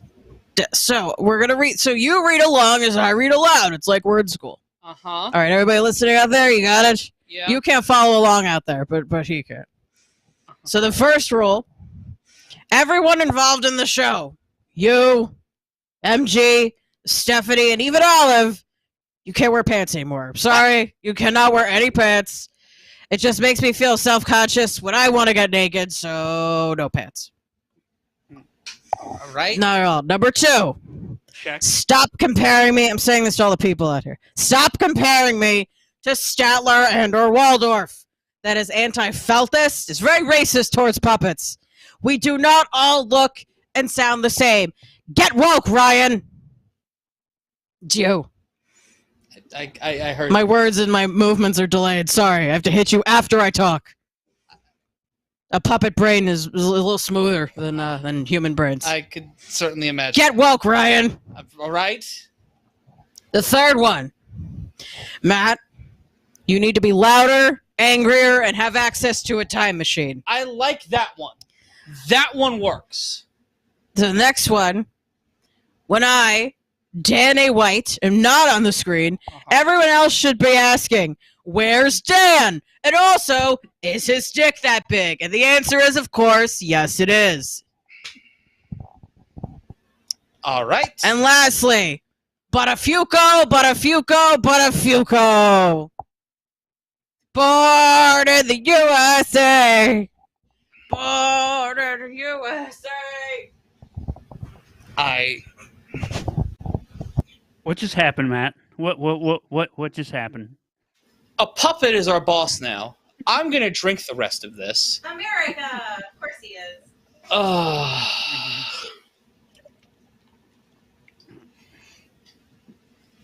Fuck. All right. He had a mustache. He did have a mustache. He dyed his mustache. What owner of a sports company would dye their mustache in such a stupid way? What? No. It's not. That's not a commentary. No.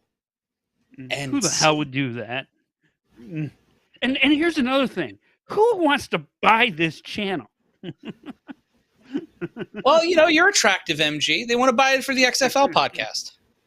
Fair enough. Okay.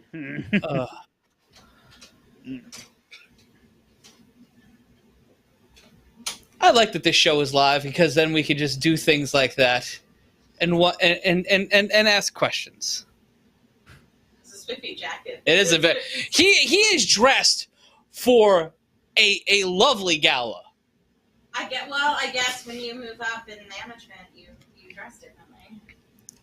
But where did he get a white tuxedo? Where do you get a white tuxedo in 2023? That is a question that I will always have. The Colonel had one. Yeah, it was in the 50s. Or the 60s. I don't know. I gotta finish watching Agent Elvis. That's a show we've got to watch. Agent Elvis on Netflix. I make no money from it, but it's very fun. Agent Elvis. Agent. That's yes. okay. Matt Ryan, joined by Stephanie Sotilli. In our next fight, it is Rob Font going up against Adrian Yanez. I like the Muppets. Fuck it, it's my show. I don't care. Come for the yelling, and every once in a while there's a puppet show. Because I like puppets. He's the owner of the company. He's the boss now. It's Danny White. Yes. You can't question Danny White. Can't complain about questionable decisions made by upper management.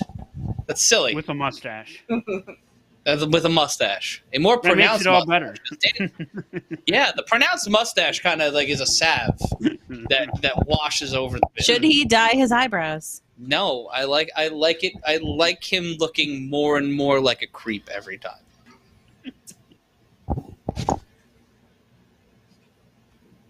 Like you gotta. Yeah, fuck it. But we got 3 more fights tonight. The card placement is weird. Like I would have thought the Holland fight would come before the Rob Font fight, but I don't know how they're booking or structuring this card. But I vote beer pong between fights. Well, I don't even know how that would work. We can have a new guy in charge that does booking. Can you imagine? Well, God. Can you imagine him booking the card, putting the card together for a UFC interview? Paul, who is this Adrian Yanez? Can we call him something else? What's his gimmick? What do you mean? None of the fighters would be big enough for him. What is it? Yeah. What do you mean they are? What is a featherweight? Well, Paul, I don't know what is a featherweight. There are no weight limits in sports and entertainment. One or the other. What happens if he brings back the freak fights? Oh. What was that? Oh, I said one of the other producers on this channel found a meme that someone did where he where Vince rebooked. They used AI and rebooked all the fighters. Conor McGregor was like Rory McMahon, and he's gonna be my son, and I'm gonna book an angle where he's my son. I'm like, oh my god! God damn it, Conor!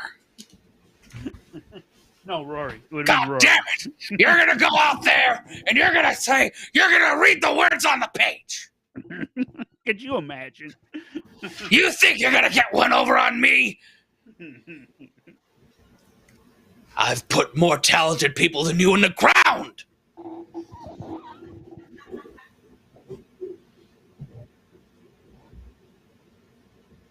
Toker 88's a real one. And also thanks to all the sweeties joining us as we wait for our next fight. It's Yanez versus Rob Font. Yanez has walked inside the octagon, inside the Kaseya Center, or is it the Kaseya Center? Because it used to be FTX Arena. That shit don't exist no more. So they got to change that motherfucker. But Rob Font making his way to the octagon from Woburn, Massachusetts. He fights out of the New England Cartel and the Sityeongdong Boston team. He represents a lot of gyms. He's a BJJ brown belt. He's been fighting since 2011. That's the weird thing is like this like you see these fighters and you hear about them on the periphery for a long time, and then you've heard they're like around for 10 years or have been fighting for however long. It's like, fuck, I thought that guy debuted like yesterday. And I think that's a lot of the crossover with wrestling fans too, where if you don't follow the sport with a certain level of zealotry, and that cut man looks like a truncated Club Soda Kenny. Yeah, it's not an unfair point, Stephen.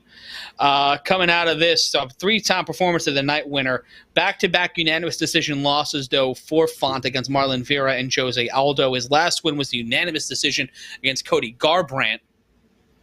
And there was a guest walkout, the veteran of the military. Second most significant strikes in bantamweight history, third most knockouts in bantamweight history, and 8 first-round finishes for Rob Font, representing Puerto Rico by way of Massachusetts. Yanez walking into tonight 16-3. Font fighting 6 more times at 19-6. Yanez is the -165 favorite. Font the +155 underdog.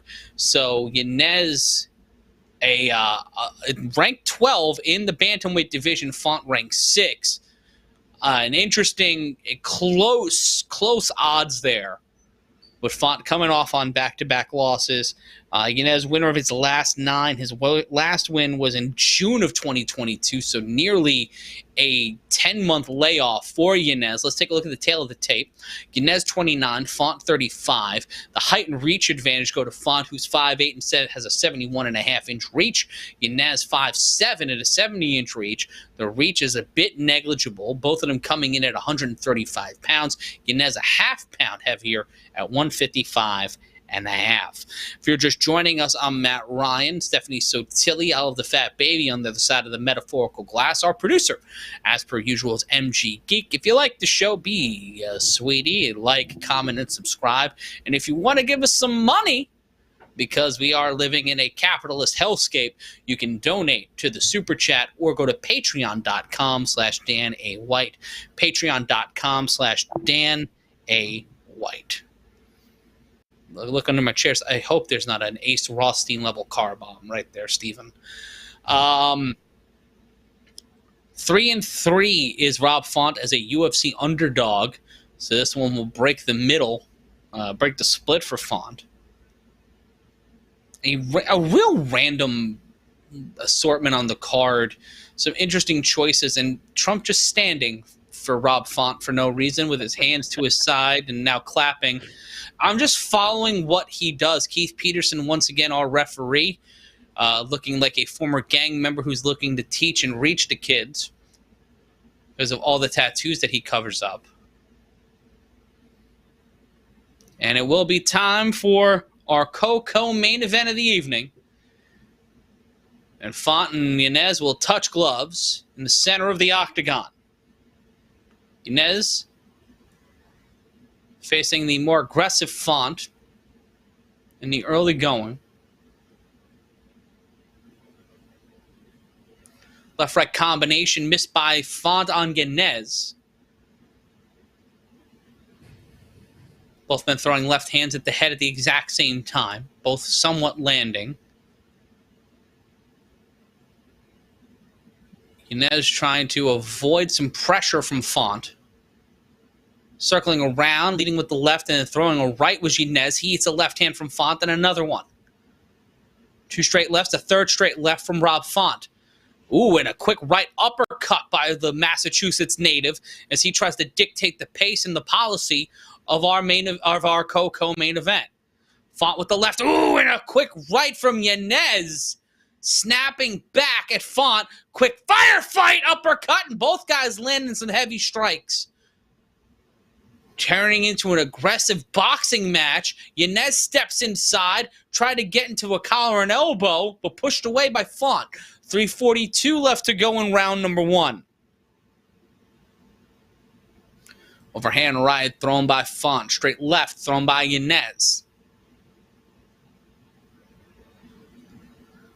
trying to step inside. Font already got a little bit of a mouse underneath his left eye.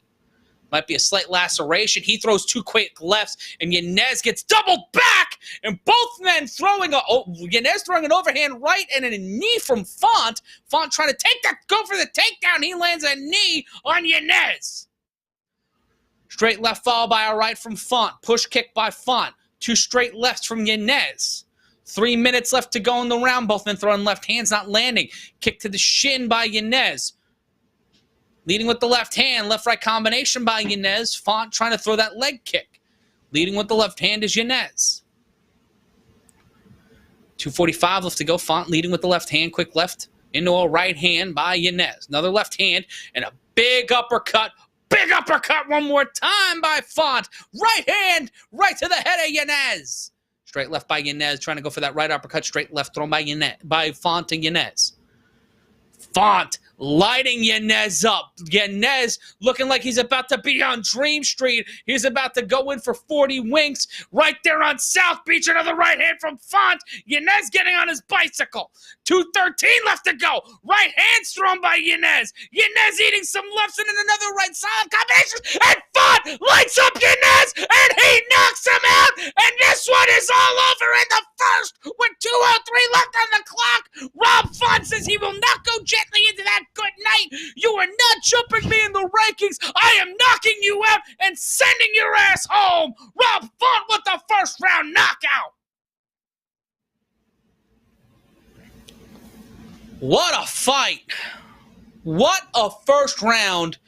Those two dudes put everything they had into that fight, and Adrian Yanez should not feel anything but proud after a performance like that, and Yanez frustrated.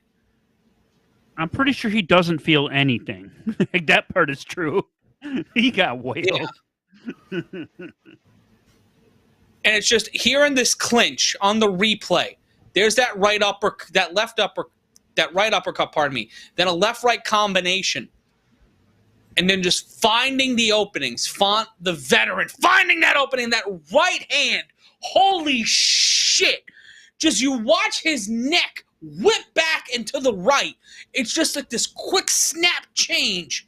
And you can see Yanez's eyes go completely blank. He's restarting after that right hand. Holy shit. Holy shit, what a head. What a punch.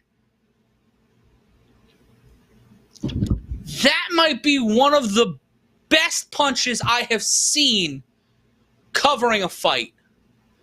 My goodness.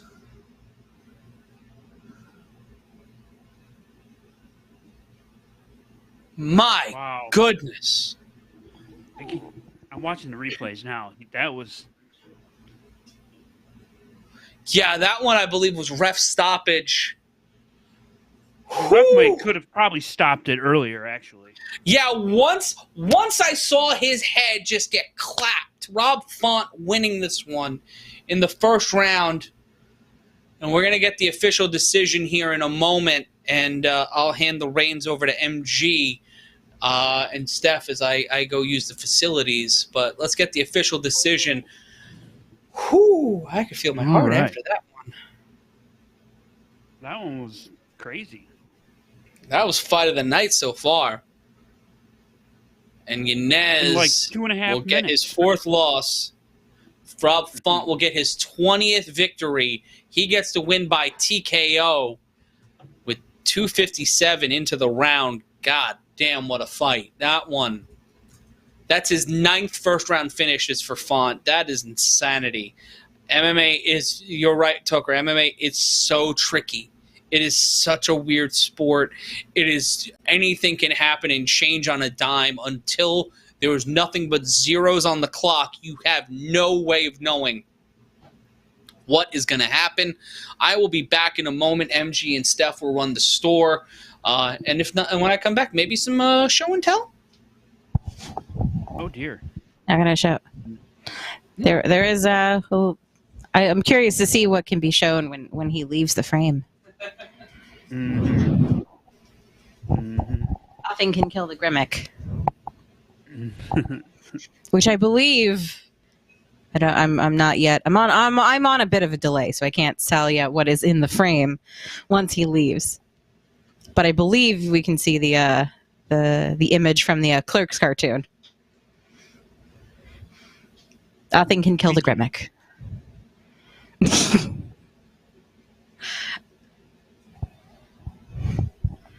Olive is wondering. Olive, would you like to take over, dear?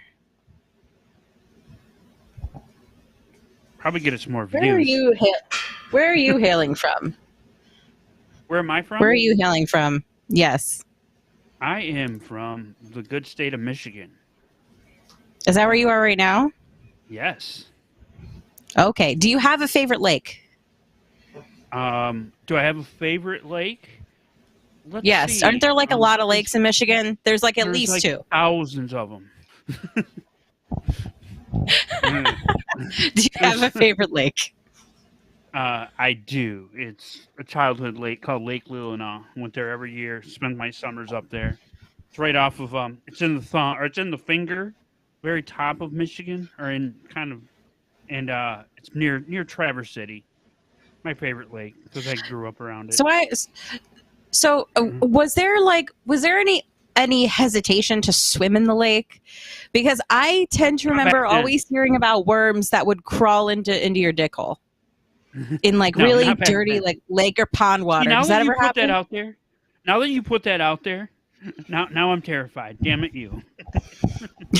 Because I've heard about these. I know it's not common, but if you swim in just whatever fucking body of water, when I was younger, I would not an ocean. I would have swam in a urine tank. I didn't care. I was so freaking what? Swim. I'm swimming in pee? Oh yeah, I forgot. Matt can still hear you from out of the studio. No, I'm making sure. I don't know. That seems to be just. It's something I was nervous about, and I don't have a dick, but I kept hearing about if you swim in dirty lake or pond water. I'm glad to help you fill in some education and help you out. I can tell you that's that good it was never a concern back then, and that's something that I grew up with. It wasn't the cleanest of lakes, but it never bothered me. So okay, great. So it's something for our listeners to know is that the lakes in Michigan have no dick worms. No dick. We know majority of our listeners are men, and it's my goal to make them as uncomfortable as possible. Now, if you were to be in Florida, now I'm sure there's dick worms in Florida lakes. Yeah. Right? Oh, but not in the water though. Just like on public buses. Coming up next, our co-main event: Gilbert Burns versus Jorge Masvidal. I don't know how you're going to get back from that, Matt. Good luck. Hashtag dickworms. We just drug you down. Buddy, I can go way deeper. I can go way lower. Stephanie and I just did something that I didn't think was possible. We derailed you. Buddy, a strong wind can derail me. And also, Rate and Thracker, if you want to listen to me piss, go to patreon.com/DanAWhite. That's patreon.com/DanAWhite. Give me enough money, I'll send you an MP3 of me taking a piddle. I'm sure that would be great. Stanley Franklin has a good the point thing here. is, you do the thing you did, then I turn it around and I make it uncomfortable. See, that's why if you do shit like that, I'm going to make you uncomfortable. Hey, I just piggybacked off what Stephanie was going with. Stanley Franklin has a good point here on the screen. Yes, speaking of dick, 0 dick kicks so far. That is so concerning to me. I don't know why there's negative dick kicks. We need more dick kicks. That's the sad thing. It's when you have less dick kicks or negative dick kicks, we really have lost sight of what's truly important about the sport. Yeah. And that is watching someone get kicked in the crotch. Isn't that the platonic ideal of American society, to watch someone get kicked in the dick and balls? and we are waiting for the co-main event. It's Burns and Masvidal, and Jorge Masvidal is a guy who lived life at the end of a lightning bolt for a few years.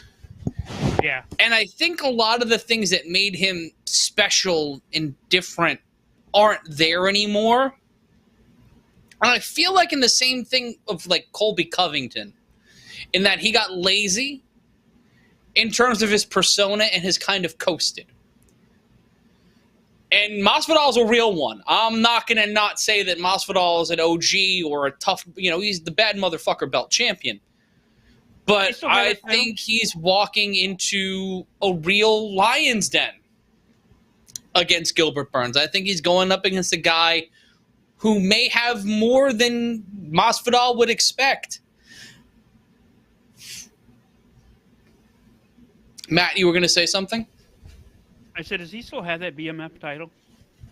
Yeah, of course he does. Okay, it was fought for once and never again. Okay, that's what I didn't know, if it was just a one-off thing or if he defends it or...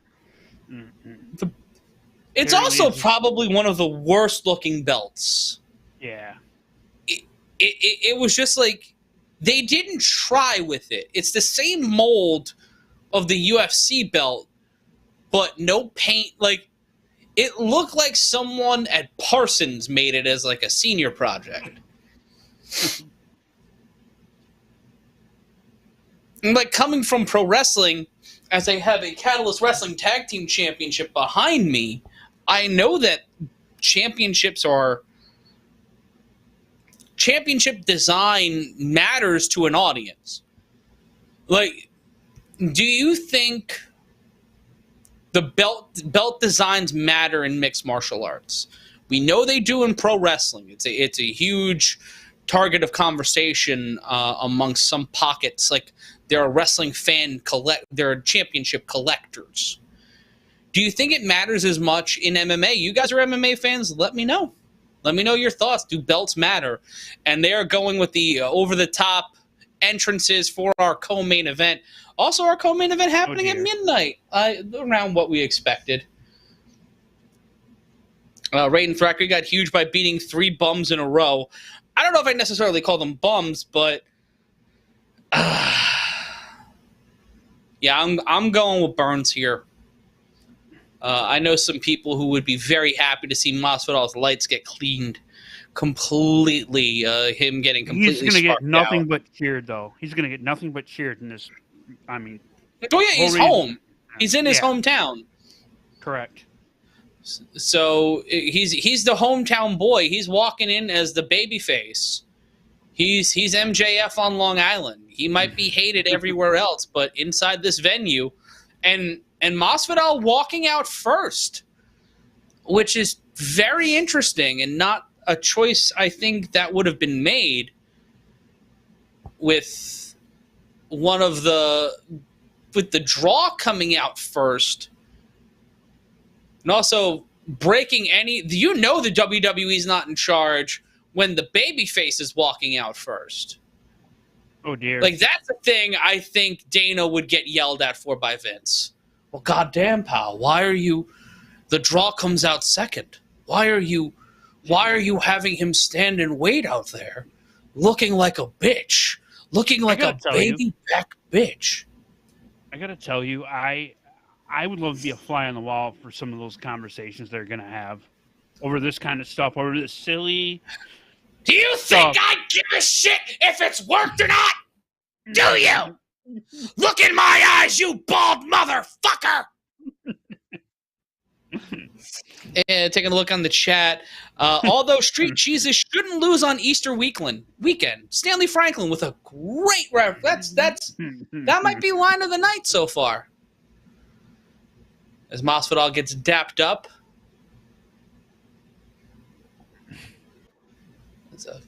That was boxer in there. You know what? That deserves to get up on the screen for a second. Yeah, no, that deserves placement.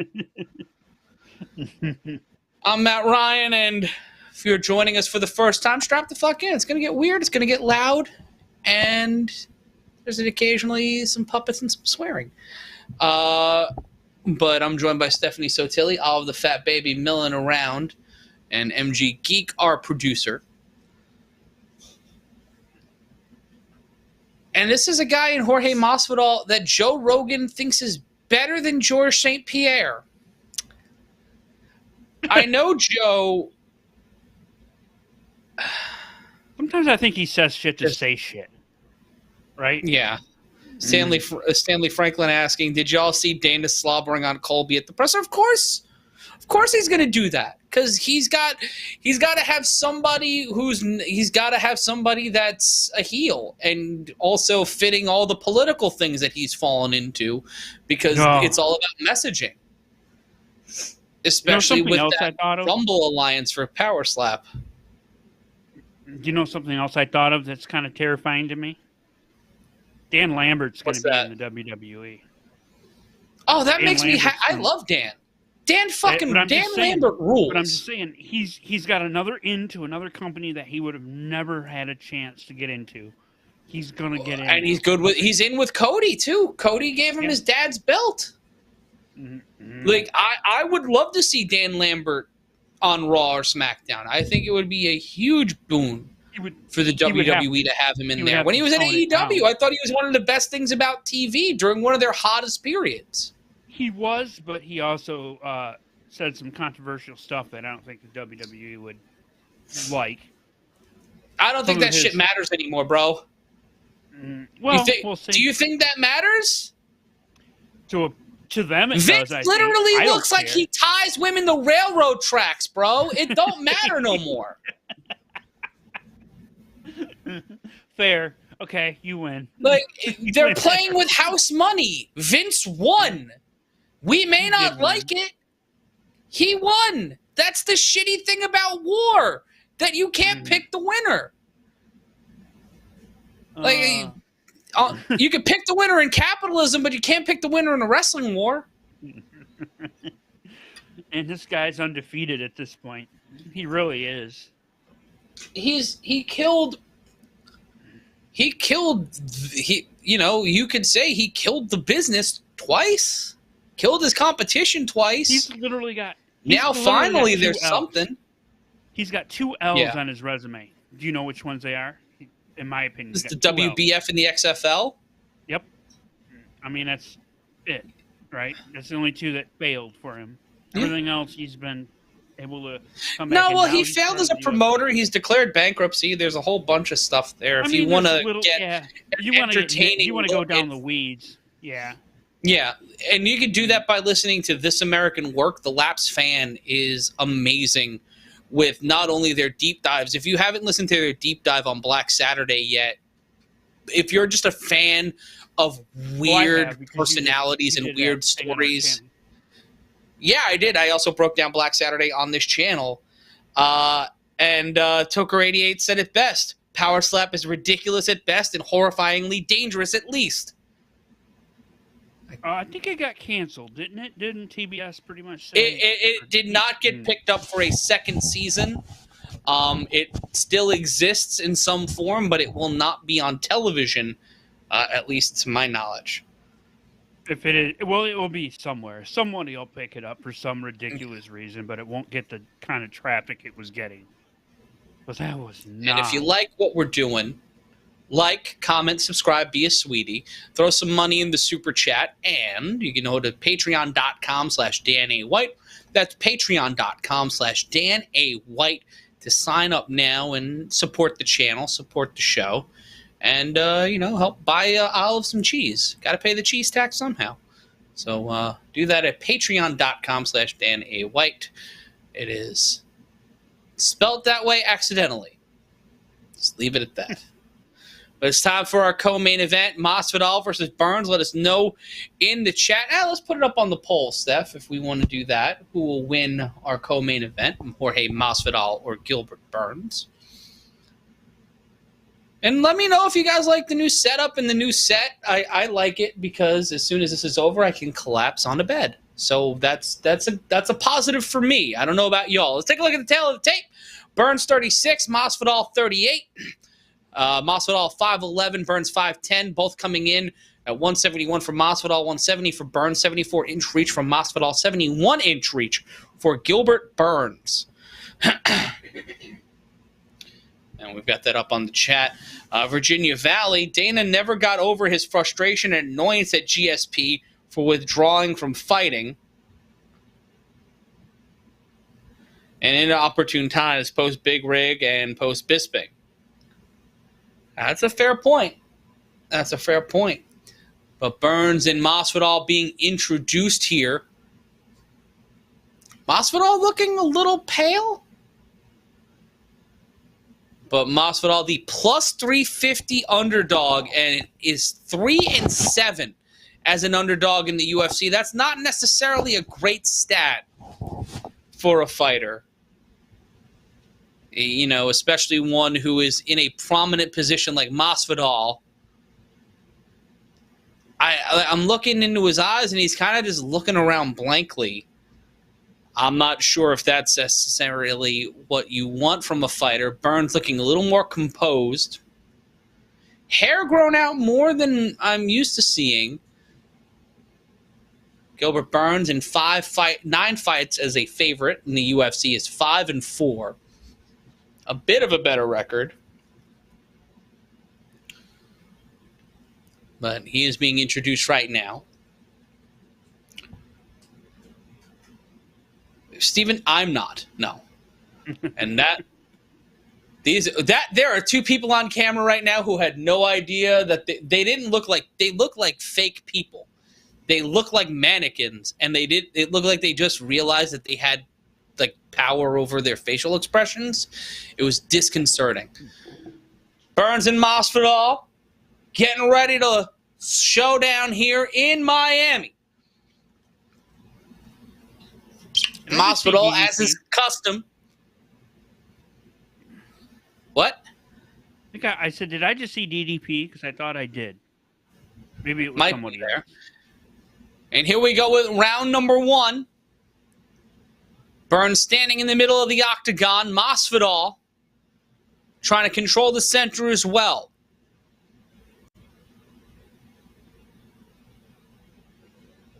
The long-haired Miami native kicks to the thigh of Burns.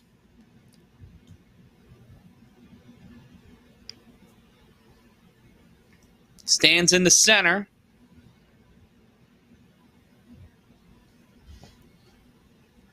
Nothing really doing here. 30 seconds gone by.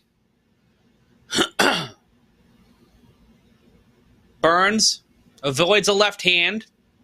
Kick by Masvidal.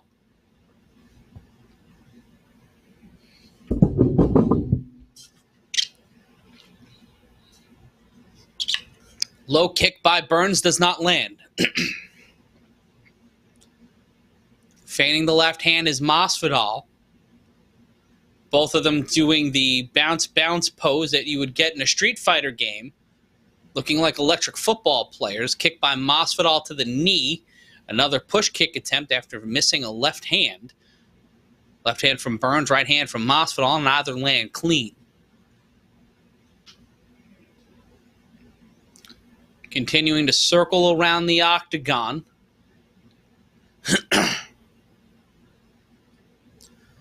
Kick to the knee followed up by from Masvidal to a left hand from Burns. Stepping inside, left-right combination. Going over the top with that right hand was Burns. Leg kick from Masvidal. Missing with a left hand was Burns. Leg kick by Masvidal. Excuse me. 3 minutes remain in the first round of 3 at the welterweight division. Left hand by Masvidal, feigning those left hands, continuing to in the middle of the octagon.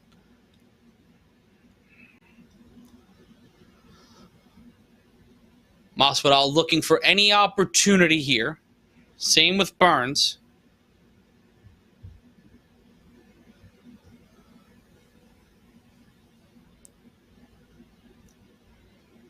Still just trying to figure each other out here. Both fighters somewhat tentative. Masvidal stepped inside with a left-right combination. Nothing doing, though. 2:19 left to go. Straight left thrown by Masvidal.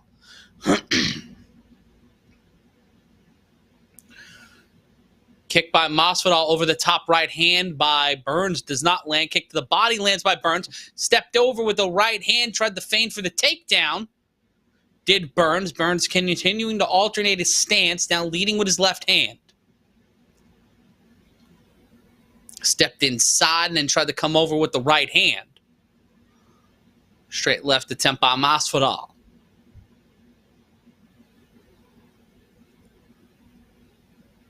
Leg kick by Masvidal. Feigns the left hand, steps inside, tries to go for a switch. Did Burns, but he'll peel out of it. Will Masvidal. Flailing with hands was Burns. Hits a body kick. Minute 24 left to go in the round.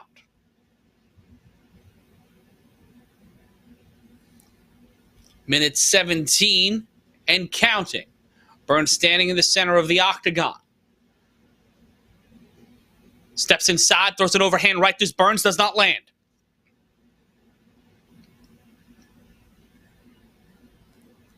One minute remains in the round. Both men looking like they're waiting online for the bus or waiting on some soup. Steps inside with the right hand, landed by Burns. Quick combination by Masvidal. Tries to go into the bicycle knee, and then a quick pitter-pat stab from Masvidal. Masvidal feeling the right hand of Gilbert Burns. Burns pressing Masvidal near the fence. Masvidal gets hit with a right hand. 32 seconds left to go in the round. Keeping his hands upwards, Masvidal. Left-right combination from the Cuban. Left-right combination by Masvidal. The bicycle knee will lead him to get in a right hand to the face. Masvidal saying, bring it on, motherfucker. Another left hand from both fighters landing. 9 seconds. Hard shot to the ribs by Burns. Burns gets the takedown. Masvidal landing with impunity from the bottom. Trying to scrape and scrap. Burns trying to knock him the fuck out, and that's the end of the round. Took it a little while, but Burns and Masvidal getting into the spirit of things. But after one round, I'd have to give it to Gilbert Burns. He got the takedown, looked better in some of those exchanges, and there's a bit of a mouse, a bit of a bump on the head of Masvidal. It looks like someone put a kidney bean underneath a layer of skin, which is not great. And let's take a look at some of the stats. Masvidal landing 22 of 53. Burns landing 18 of 44. 15 of 41 on signature strikes for Burns. 16 of 46 for Masvidal. And in terms of takedowns, 1 for 1 for Burns. Masvidal landing more and throwing more. But the percentages may lie a little better with Burns, and Burns looked a little better coming out of that round. As we get past midnight in the Eastern Standard Time Zone in our co-main event in Miami, in front of some very tan people, a sunny place for shady people, as Billy Corbin would like to say. Leans in with the right hand, and Masvidal gets dropped with an uppercut. Gets right back up, but he found himself sitting on his ass real quickly, and now Burns trying to go for the takedown. Masvidal trying to hold on. Burns drops down Masvidal. Masvidal trying to fight from the bottom, holding on for dear life across the waist of Gilbert Burns. 4:20 left to go in the round, and Burns trying to blaze Masvidal. Continuing to put the pressure is Burns. Masvidal on the ground is nowhere near as threatening as when he has a chance to put power behind his strikes. Burns holding on to him now, punching the ribs of Masvidal, trying to make it harder for the 11th ranked welterweight to breathe as Burns tries to posture up. Both men aiming for a fight at either Leon Edwards or Colby Covington, but let's just be honest with each other. Leon Edwards Following Edwards' defense over Kamaru Usman last month, the last time we joined you here on the Mat Men YouTube channel. Punch to the ribs by Burns. 3:21 and counting left to go in the round. Left hand by Burns to the side of the head of Masvidal. Another left hand. Both men gasping for airtime, gasping for control. And clubbing right hand from Burns. Is Masvidal holding on for dear life, now trying to pull a guillotine from the bottom. 2:55 left to go. Pie facing Masvidal did Burns. Thank you all for joining us here on the Mat Men YouTube channel. Looks to be a new high for us on our new home. Masvidal being smothered here by Gilbert Burns. Burns and Masvidal getting right up to the fence. Burns putting all of his weight into the neck of Masvidal as Masvidal trying to scramble to get back to a seated, if not standing position, pushing off the hips of Gilbert Burns, feet precariously perched near the testicles of Gilbert Burns. Now into the Luther Campbell position and doing a cartwheel as Masvidal trying to break the grip of Burns, but Burns will get back into a grip and into a reverse waistlock. Masvidal trying to push out here. He has been trying to battle out of this for almost 3 minutes. Burns with another takedown, another suplex. Belly to back, Masvidal in the Luther Campbell turns around, now trying to pull the guillotine with 97 seconds left to go in the round. 3 for 4 on takedowns as Gilbert Burns as he has ground Masvidal to a stop. Has grounded him finer than Cuban coffee for cafecito in 1:20 left to go. As Masvidal pressed up against the fence now, Burns continuing to drive and pressure Masvidal. Masvidal breathing very heavy. You can see him breathing through the mouth. You can see both of them sweating and glistening. It is a very sweaty, sweat situation. He's getting, exhausted staying down like this. Gilbert Burns is just putting the pressure on him. Knee to the body by Masvidal, left and right knee to the body of Burns. Masvidal trying to get underneath the thigh, get into the crotch of Gilbert Burns to go for into the groin, to go for a takedown attempt. Burns continuing to drive the shoulder into Masvidal. Masvidal finally getting Burns off of him. But the damage may be done. Overhand right, and Masvidal looking very tired. Throws a body kick. Burns almost spun it into a back fist. And Masvidal looking like he needs a minute. Bicycle knee and then a right hand from both fighters. Left hand, pardon me.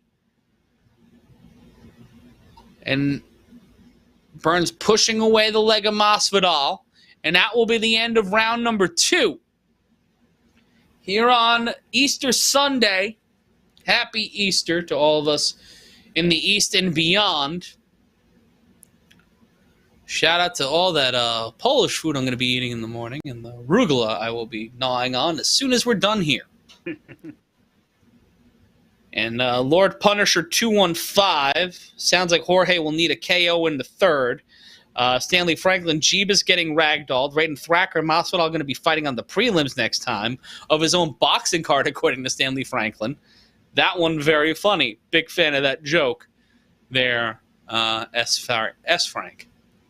Frank. And at the end of our poll, Gilbert Burns leading 76-23. And it's our co-main event. Gilbert Burns looking confident heading into the third round. Looking a little tired, but Masvidal gasping for air. What will he do for the final 5 minutes of this fight? Will Masvidal be able to shock the world one more time? We will find out here in our third round. Right hand thrown by Masvidal does not land. Head kick almost comes around it. Masvidal got caught, but Burns wasn't able to get too much behind it. Both men in the center of the octagon. 20 seconds gone by in the third and final round of the welterweight division. Kick to the knee by Masvidal.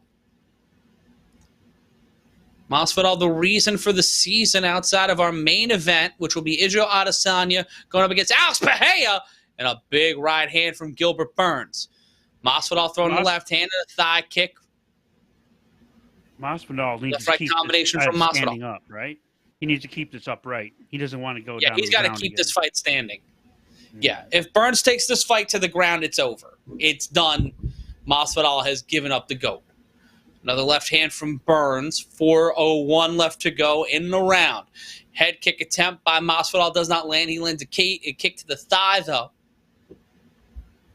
As time continues to tick away for the BMF champion. Wild combination by Masvidal does not land, but he gets a kick to the thigh. Masvidal needs to close the show here in the next 3:40. We've seen him do it in the opening moments. We've seen him try to close it out. Will he be able to pull it off in his hometown? Will Masvidal be able to play hero one more time in the city that turned him into an unknown and into street Jesus? By a couple of kicks from Masvidal. Tried to aim for the head of Burns, did not land it. Left hand from both fighters. Burns got the more out of that exchange. Left-right combination doesn't land. Neither does the overhand left. Straight left, though, landed by Burns. Masvidal trying to laugh it off. 3:11. Whoa, Amber's the color of her energy. And a bitch with a mountain in North Carolina. Another left hand from Gilbert Burns. Left-right combination at 3:05. Masvidal wanting more, but he almost got on spaghetti legs there. Burns throwing a little harder and a little faster. Snaps to jab. Masvidal almost got caught with that overhand right. Looked like he did for a moment. Another right hand. And for Masvidal trying to throw something, Masvidal feigning a sell for that left hand that didn't land by Burns. 2:39 left to go. Left-right combination from Masvidal. Quick left from Masvidal. Head kick attempt blocked by Burns. Masvidal trying to get in with another 2:30 left to go before the scorecard. Straight left and followed by an overhand left by Burns. Another left hand uppercut. Overhand right by Burns. Another overhand right by Burns. Masvidal eats another straight left. Feign the leg kick. 2:14 left to go. Overhand right. Burns. Masvidal smiling but continuing to get pickled with punches by Gilbert Burns. Missing with the left. Kick to the knee. Running in with the straight left. 2 minutes left to go in the fight. Overhand right missed by Masvidal. Straight left thrown by Masvidal. Solid left hand. Burns made sure that he felt that one. Masvidal eating another couple of strikes, landing shots on the shoulder, trying to get inside the kitchen of Burns. Burns finding a way to avoid the power of those strikes. And pressed up against the fence as Donald Trump, numb as a statue, watching emotionlessly. In the background, minute 22 left to go. Burns pressing Masvidal up against the fence. Significant head strikes in round 23 for Burns, 6 for Masvidal. And Masvidal getting ragdolled there and drops to the ground after being dragged there by the Brazilian Gilbert Burns. Gilbert Burns has the name of a Notre Dame offensive line coach from the 1940s, and he is throwing hard elbows and forearms to the jaw of Jorge Masvidal. Masvidal almost eats a clubbing right hand, avoids it. 45 seconds left to go, and Masvidal might be walking out of Miami with his 17th pro loss, as it seems Gilbert Burns, if he holds on for the next 33 seconds, maybe taking this one 30-27 across the board. 23 seconds left to go. Now in the Luther Campbell position is Masvidal. Referee checking in and still in that Luther Campbell position. Masvidal pressed for anything here, and now backpacking him is Burns, and rolling out of it is Masvidal. And that one will be over. So we will go to the scorecards in Miami. Jorge Masvidal holding his hands up, winking towards the camera, but looking like a man who got trounced here tonight. The fact that Masvidal went all 3 rounds after some significant damage being thrown by Gilbert Burns. Burns walking into an unwinnable scenario in terms of being an outsider, but had an amazing game plan for Jorge Masvidal. Was able to use his striking, but was able to use his grappling and his jiu-jitsu to completely gas Masvidal.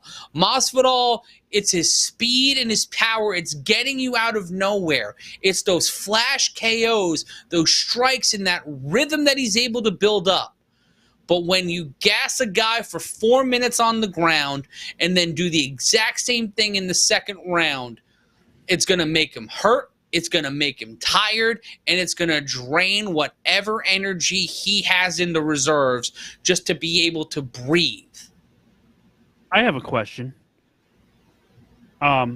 Yes. Why isn't the co-main supposed to be 5 rounds? Am I missing something there? Only if it's a title fight. Only if it's a title fight. Okay. For some reason, I always thought that was... No, because we've had a lot of title fights in co-mains. Fair. Okay. That's where my brain lost that one. Okay. Yeah. But yeah, we'll get the official result in just a moment. I'll throw the stats up for you if you want to run through those real quick. Yeah, 81 of 134 for Burns, 65 of 125 for Masvidal, 4 for 6 on takedowns for Burns, and Gilbert Burns will get the win. And more than likely by unanimous decision. It is by unanimous decision. Burns will now go higher up in the ranks. And he will go now to 22-5-0. Masvidal will go down to 35-16. Pereira and Adesanya is next here on UFC 287. That shirt is pretty baller. That Gilbert Burns RVCA shirt is pretty cool. I would very much like one. And I would love to see Burns versus Leon Edwards. I know we're getting Edwards and Colby next, but I don't know if Colby will be able to do what he does to opponents against it the same way he does against Edwards. Colby and I think that time away really fucked with him. Yeah, I think Colby needs to change his attitude a little bit and get a little more serious and stop with the talking and just be a damn fighter for a minute. You know. I think he's too far gone. Really? He's a great competitor, but he worked himself into a shoot. There's no other way of saying it. He worked himself into the star of being a fighter, and he bought his own bullshit instead of he worked himself into a shoot. Yep. Mm. And that's a real shitty thing for a fighter because we've seen it with Conor. Yeah. Conor's reputation carried him far, but once, and the same thing for Ronda Rousey, it's not an apples-to-apples comparison, but once the competition levels up, once you run into a Khabib, once you run into talent and competitors like that, once Colby ran into Kamaru Usman, and Colby could be considered the favorite, but Usman was considered the favorite against Edwards and beat that man's ass twice. One was a walk-off, the other one wasn't, but it's a little weird. And I think Colby's mindset when it comes to fights, I think Masvidal was an easy fight for him to win in terms of skill sets, in terms of personalities. And I think Masvidal really didn't give a shit until a certain point. And then he beat his ass in the street. He Mike Tyson Mitch Blood Greened him in public. I think that fucks with Colby more than anything. Your mindset. That happened to him. He had to deal with that. He had to process that. That's a traumatic experience for anybody. to have a guy fucking punch you in the face in front of God and everybody, getting ostensibly blindsided. He fucked around and found out. That's traumatic for anybody. As someone who was mugged, it's a traumatic experience to have someone just punch you in the fucking face in public. How he processes that, how he handles that, how he deals with that. And I think Masvidal is retiring? Yeah, it sounds like he is.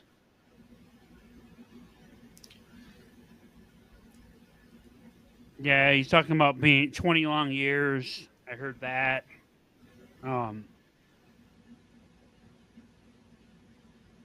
No better way to go out than in your hometown on a big pay-per-view fight.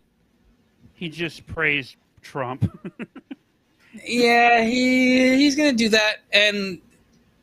But Masvidal, a man of the people, throwing the gloves, and there he is with his kid. And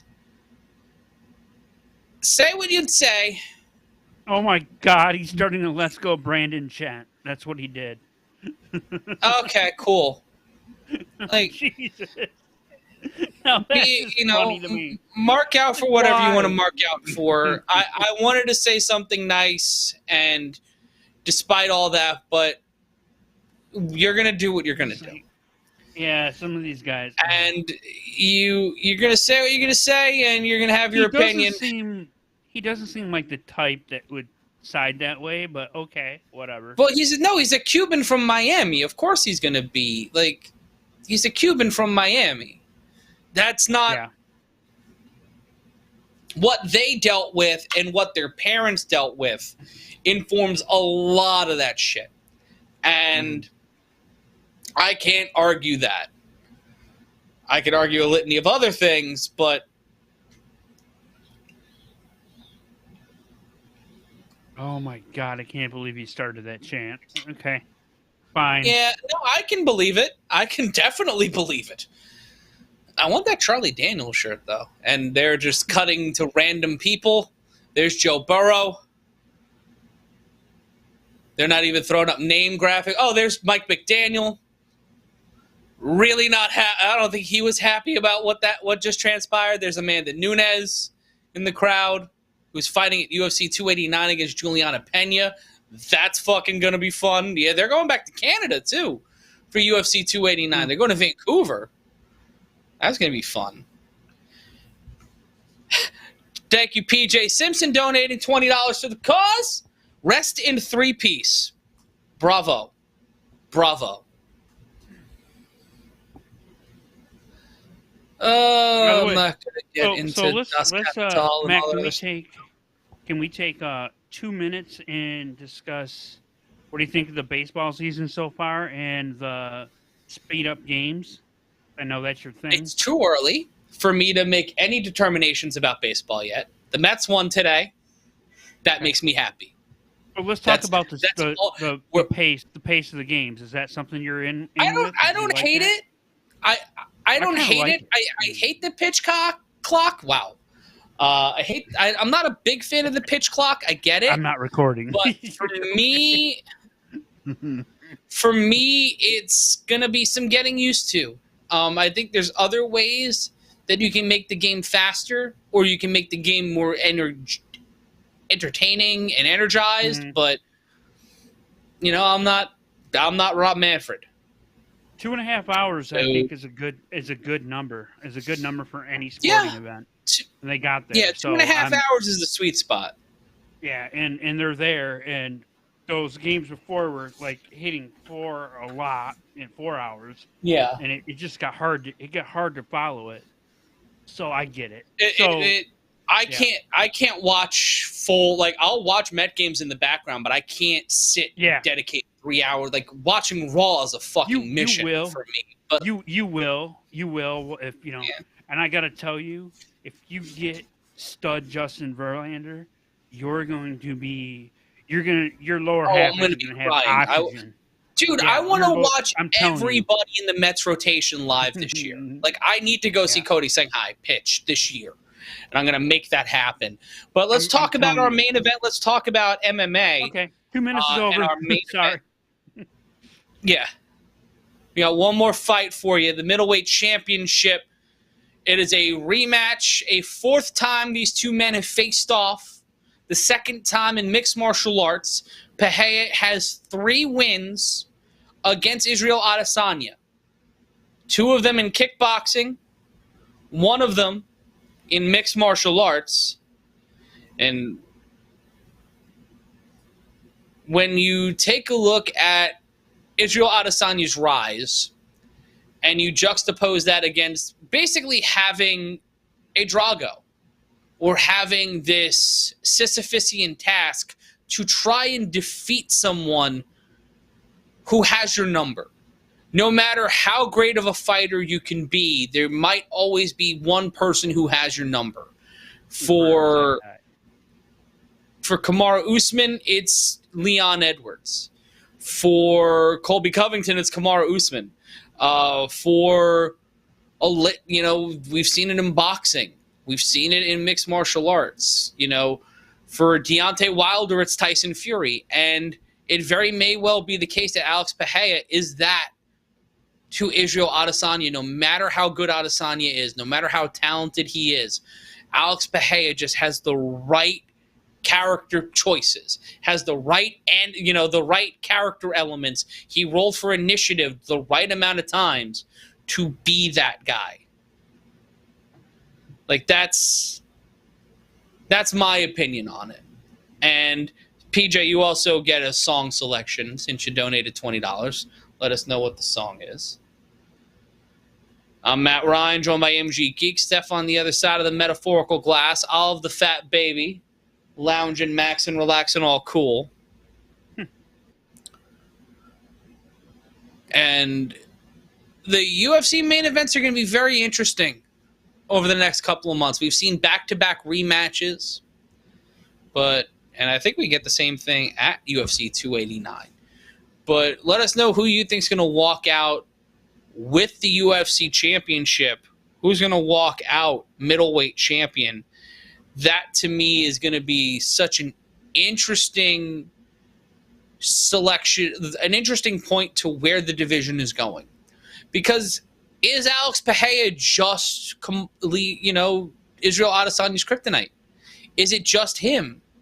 Or is it something bigger than that? Is it something that Pereira can be the world-conquering guy that he is against Adesanya?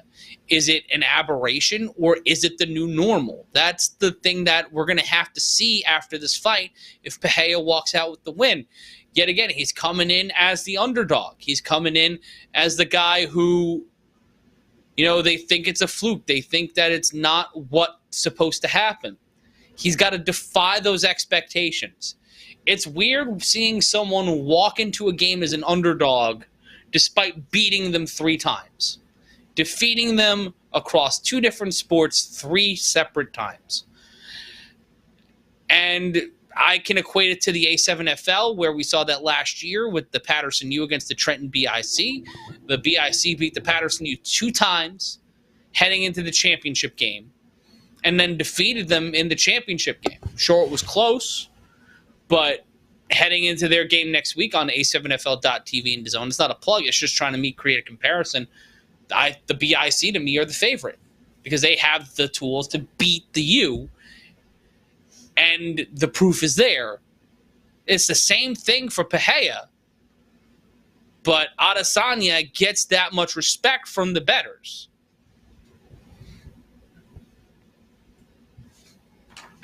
Sushi, I'm going to play Pathfinder after this now.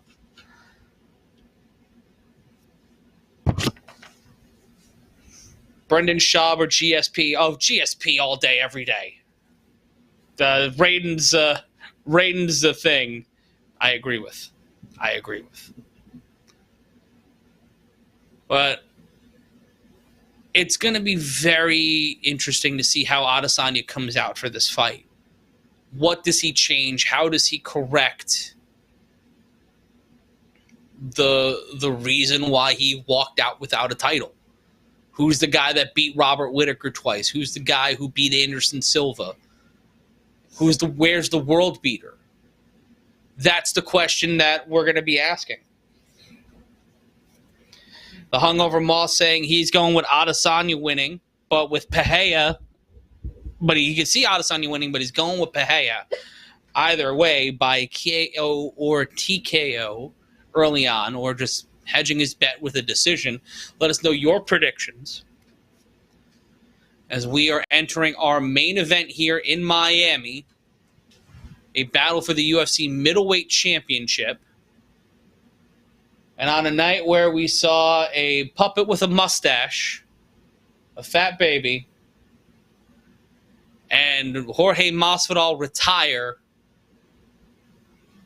we witness what looks like to be Degeneration X coming out to the octagon.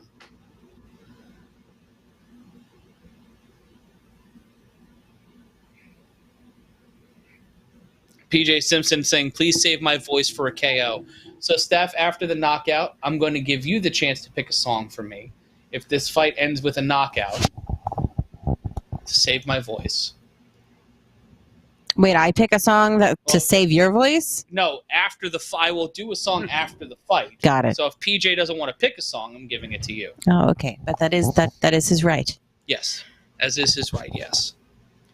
Adesanya going over to his family, the man from Lagos, Nigeria, the home of the great power Uti.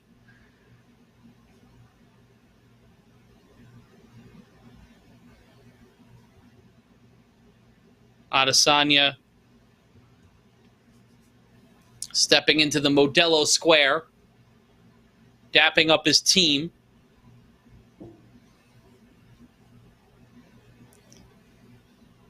PJ Simpson comparing Adesanya to Rosnama Yunus and how she enters into the octagon. It feels like a very similar energy. You can feel that release of stress and anxiety.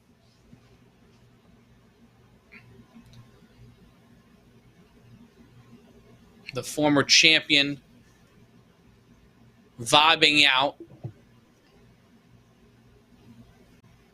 Looking comfortable. Not looking lost. Not looking inside his own head. Feeling and seeming present in the moment.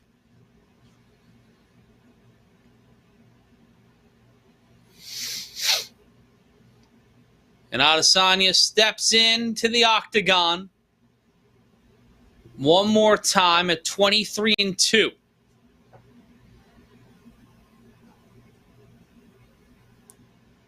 Will this be the night that he goes back to the mountain? Or will Pereira have enough to completely stifle Adesanya and force him to reevaluate his career and what he is as a fighter in mixed martial arts? Will he move up to 205?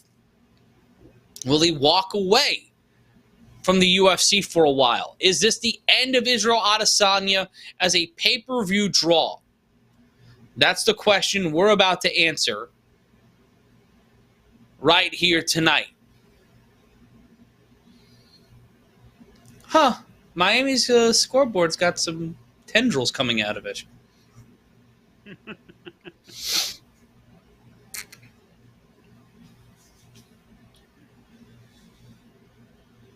We had chicken sandwiches before the show, and I am hungry again, Steph. You're hungry too, right? I mean, yeah. All right. I think so. Yeah. So, but there's ice cream. There's two kinds of ice cream. Ooh. That sounds good. I'm hungry. Lemon Cheerios. It's a very lemony theme in the grocery bill this week. Yet no actual citrus was bought. There's lemons and oranges in the fridge. I know that. I'm Matt Ryan, and we got a steadily growing audience here. So, hi, how are you?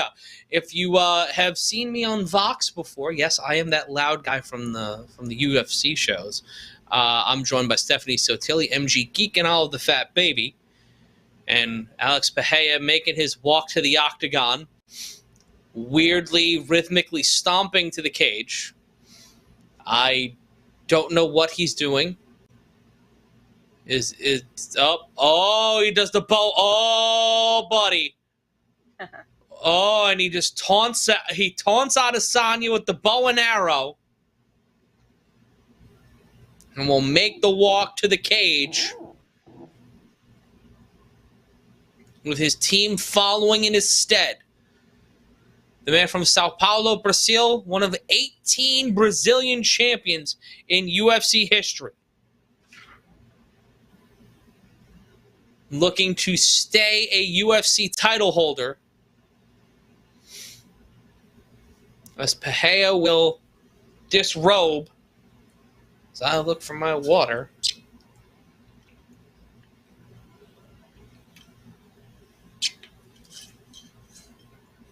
A lot of people picking Pereira in the chat. I selfishly want to pick Israel Adesanya because I like Israel Adesanya's personality and I think he's good for the sport. But Pereira's a bad motherfucker, man. I'm going with Izzy, but I wouldn't be surprised. He's got one of 4 flying knee knockouts in UFC middleweight history. He is 7-0. He's on a 7-fight winning streak. It is going to be a real interesting night in just about 2 minutes when they call for the start of round number 1 of 5 for the 185-pound championship of the world.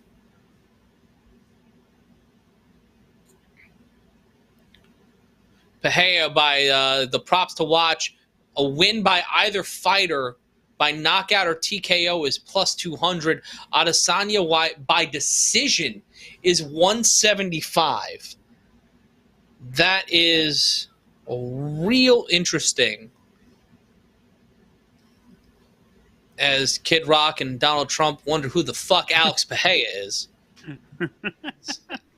Trump pointed at him and wondered possibly who the fuck is that guy. Which, you know, I'm not expecting him to be on our track for May at 2 o'clock in the morning. Do they actually follow? I don't know. Rich people at any combat sports event. Let's take a look at the tail of the tape. Pereira 35, Adesanya 33, both 6'4". Adesanya at 184.5, Pereira at 185. Adesanya with an 80-inch reach, Pereira with 79. But any rich person that's not Frank Sinatra shooting photos for Look magazine are fairly aloof at the fights. Like, historically. Just fairly... They're just there to be seen. Like, they're not there in the prelims taking notes and going on, the old MMA boards talking that shit. Derek Cleary, Sal D'Amato, and Chris Lee, the judges. Oh, my God, they held it up long enough for a main event for me to actually read who the judges are. Good Lord. And Ryan Baker makes an excellent point. Like, there will be times where Adesanya will grind for 5 rounds and it will be a bit of a plodding fight. But he's had some solid performances.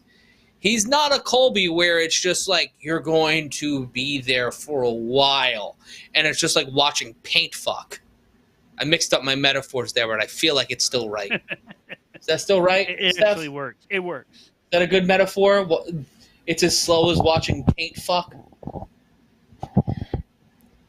It is a metaphor. That is a thing you said. Yes. Just making sure. Was it a good one? She may not approve. It was a 1. Okay. We the ones. It was a 1. We the ones. And Bruce Buffer and his very loud jacket are getting very loud here. And perfectly timed into the light sequence. Lord Punisher 215 thinks that Pereira could be a potential superstar on the level of John Jones. Interesting. That is interesting. That's a statement. And John Jones, he fought this year. Like, that's the fucking weird thing about this year is that we've seen Usman fight. We're about to watch Adesanya fight. We saw John Jones fight, and we're going to see Amanda Nunes fight next month. It seems like the star power of the UFC is back, but with Usman taking a loss, Adesanya possibly losing, and Nunes not a guaranteed win against Juliana Pena. No. Jones is the only one really holding down the traditional upper echelon of the UFC. being able to come back year after year and do it. Yeah, can Pereira be that guy?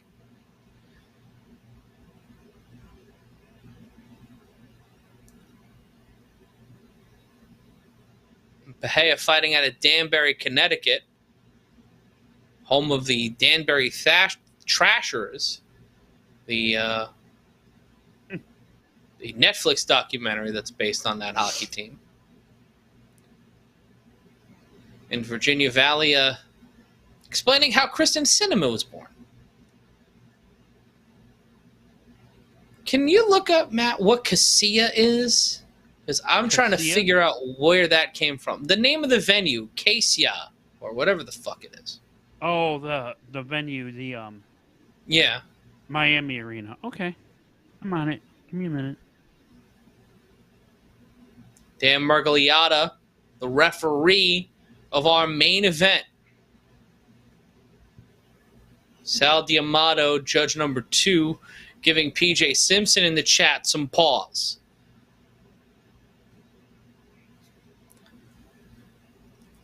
And for the 4th time, Israel Adesanya and Alex Pereira will face off for the 2nd time in the main event of a UFC pay-per-view. As many times in mixed martial arts. Both lanky fighters looking to feel each other out. Pereira, the first to strike with a leg kick. Adesanya misses with one of his own. Feigning with the jab is Adesanya. Kick to the body by Adesanya, followed up by a check kick. Switching stances is the former champion. Missed by Pereira. Push kick by Pereira. Leading with the straight left is Adesanya. Kick that time to the leg, lands for Adesanya. Missed by Pereira. A kick to the leg, another kick to the leg. Missed by Pereira.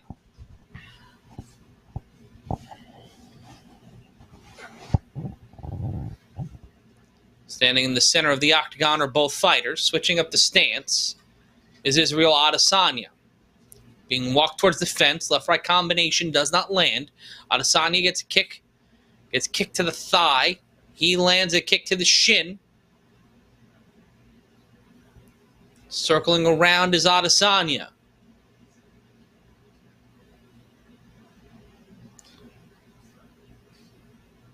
Adesanya feigning that left hand. Stepped in. Switches his stance. Goes for the jab with the left hand. Head kick attempt. Misses. From the former champion. Lands a shot to the chest of Alex Pereira. Circling around. Adesanya looking for any way to push the pace here and make Pereira fight his fight. Adesanya feigning the right and the left. If you like what you're hearing so far, be sure to like, comment, and subscribe. Missed the kick. Did Pereira. Over 2 minutes gone by. Round number 1 of 5 for the UFC Middleweight Championship. Switching his stance again is Adesanya, leading with the left. Head kick by Pereira does not land. Moving in just the nick of time was Adesanya, who lands a left hand, and avoiding a overhand right is the champion. Leg kick by the champion again, missing. Straight left from Adesanya, not landing. Over the halfway point of this first round. Feigning the kick was Pereira.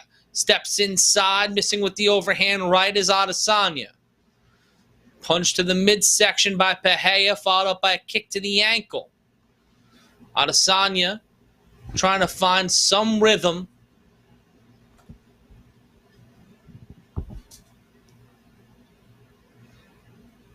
Left right combination missed by Adesanya onto Pereira. Kick to the ankle and then checking a head kick is Pereira. Kick to the body landed by Adesanya. Glancing blow. Kick to the ankle by Pereira. Left hand missed by the champion. Adesanya switches his stance. Lands a left hand. Misses an overhand right and lands a kick to the body. 97 seconds left to go in the round. Pereira trying to control the pace of the fight. Lands a left hand, to the midsection and then a right kick. Another kick to the ankle by the champion. Switching up his stance is Adesanya. Kick to the thigh by Pereira, a little higher, would have been a ball kick. Minute 20 left to go in round number 1. Missing the kick to the thigh is Adesanya. Lands a kick to the body, a glancing blow to the midsection of the champion. Minute 12 left to go. Adesanya pushing the pace a little more, trying to keep Pereira on his bicycle. Feigns an overhand left, does not land. Feigning again with the left, leading with the right. Kick to the body by Adesanya, swinging over that right leg. Under a minute now left to go in round number 1. Kick to the ankle. Pereira 13 of 17. Adesanya 5 of 6 when it comes to leg kicks. Head kick missed by Pereira. Leg kick has been a powerful weapon for Pereira in this fight, even though Adesanya has been more technically proficient, throwing less and landing all but one. 34 seconds left to go in the round. Adesanya trying to stay in quick and keep himself away from the fence. 26 seconds left to go in the round now. Steps inside, lands a left hand. Cannot follow up is Adesanya. 19 seconds left to go in the round. Continuing the pace, landing a left hand as the champion, and then kicking the back of the shin, kicking the calf muscle of Adesanya. 10 seconds, another kick to the calf by Pereira, missing an up kick to the midsection of the former champion. 3 seconds left to go before we will go to round number 2. We will go to the corners in Miami. An IT management company. My goodness. Back and forth. Thank you to everybody who's just joining us. Go ahead, Matt. A software company is basically what I found. FTX was a crypto company that I know what FTX was. Bought it and just fizzled out like fuck up. Yep. So then they went back to just the name of the county for a few months, and then this company took it over. So there's Miami-Dade. I thought it was still Miami-Dade Arena. That's why I was surprised when I saw the name of the venue. I was like, "What the fuck is that?" Yeah, this deal must have just kicked in recently. So good for them. Smart play heading into the NBA playoffs too. Yeah, and Miami's going to be a player this year, right? So, So from what I tell, think about it. If you wanted people looking up your name, you got it. Yep. Say, what the fuck is that situation? Both fighters missing leg kicks. Adesanya picking up the tempo a little bit. Kick to the body does not land. Throws a left, does not land. Kick to the inner thigh does land from Adesanya. Ooh, hit him up with that switch kick. Kick to the body. Pereira missing with a head kick. Adesanya on his bicycle now. Left to the body, landed by the champion. Trying to play keep away. Adesanya eating some shots from Pereira. Almost ends up into a quick strike exchange. Adesanya moving out of the way. Left hand landed by Adesanya, followed up by a right and an uppercut landed by Pereira. Kick to the body, blocked by Adesanya. Another kick to the ankle, not landing for Pereira. Just about a minute gone by. Punch to the body by Adesanya. One followed up by Pereira, overhand left, landing by Adesanya after missing one. Pereira missing a couple of left hands. Adesanya using that left hand to load up for the overhand right. Kicks to the thighs, the pressure continuing to mount here from both fighters, looking to see which one will crack first. 3:42 left to go in the round. Adesanya flirting with that right hand, leading with it, trying to set up that left. Head kick attempt again by Adesanya, not landing. Kick to the ankle by Pereira, the current champion, trying to stop the former champion's momentum. Feigning the right hand, not landing from Adesanya. Continuing the lead, head kick blocked by Pereira. Punch to the body, trying to get something Adesanya out of that exchange. Switching up his stance again, leading with the left hand, is Adesanya. Now leading with the right. Straight left landing from Adesanya. Switching up again, leading with that left hand. Pereira with a straight, snappy left jab. Caught the former champion slipping. 2:53 left to go in the round. Pereira keeps his hands up. Adesanya comes in, tried to land the overhand right, does not land. Trying to feign that jab. Pereira gets caught with a right hand, glancing blow, kick to the body. Pereira tries to check it, stops most of it from doing any real damage. Another kick to the ankle, another kick to the ankle for Pereira to Adesanya, trying to work on that ankle. Head kick missed by Pereira. 2:26 left to go in the round. Straight left thrown by Pereira. Left of his own from Adesanya. 2:16 left to go in the round as we creep towards 1 a.m. Eastern, as we get towards Eastern in the Midwest. Kick to the ankle by Pereira does not land. Kick to the body, not landing from Adesanya. Straight left, not landing from the champion. Another left from the champion, keeping his hands up. Adesanya came in with the left-right combination. Quick flurry, landed maybe 2 of those shots of 6 thrown from the revolver of the champion.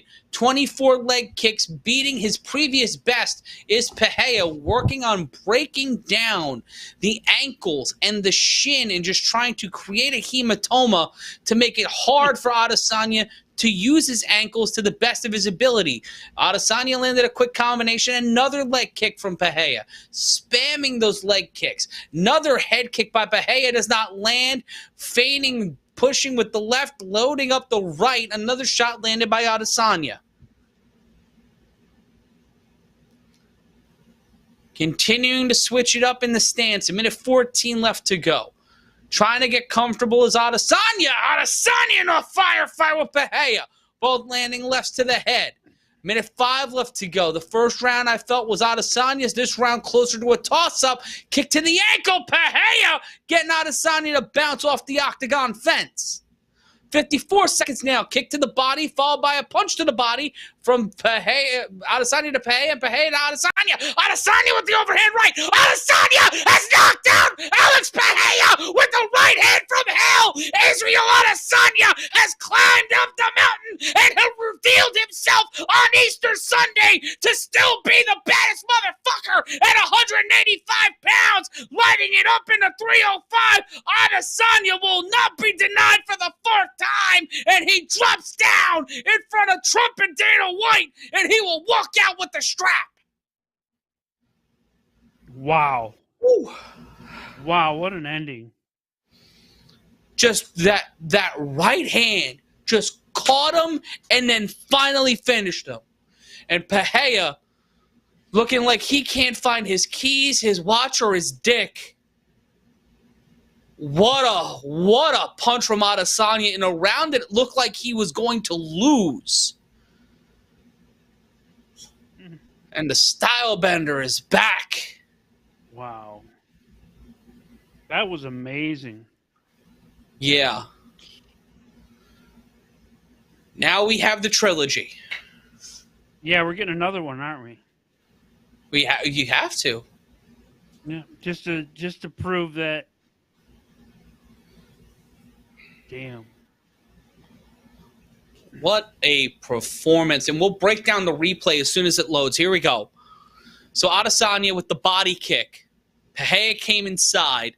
Adesanya gets kicked to the knee. Pereira throwing some strikes, landed a knee. This was a great exchange for Pereira, but Adesanya came in with the overhand right the first time. Then there was the second overhand right. Pereira went for the knee. Adesanya, out of desperation, landed a 1-2, caught Pereira over the top.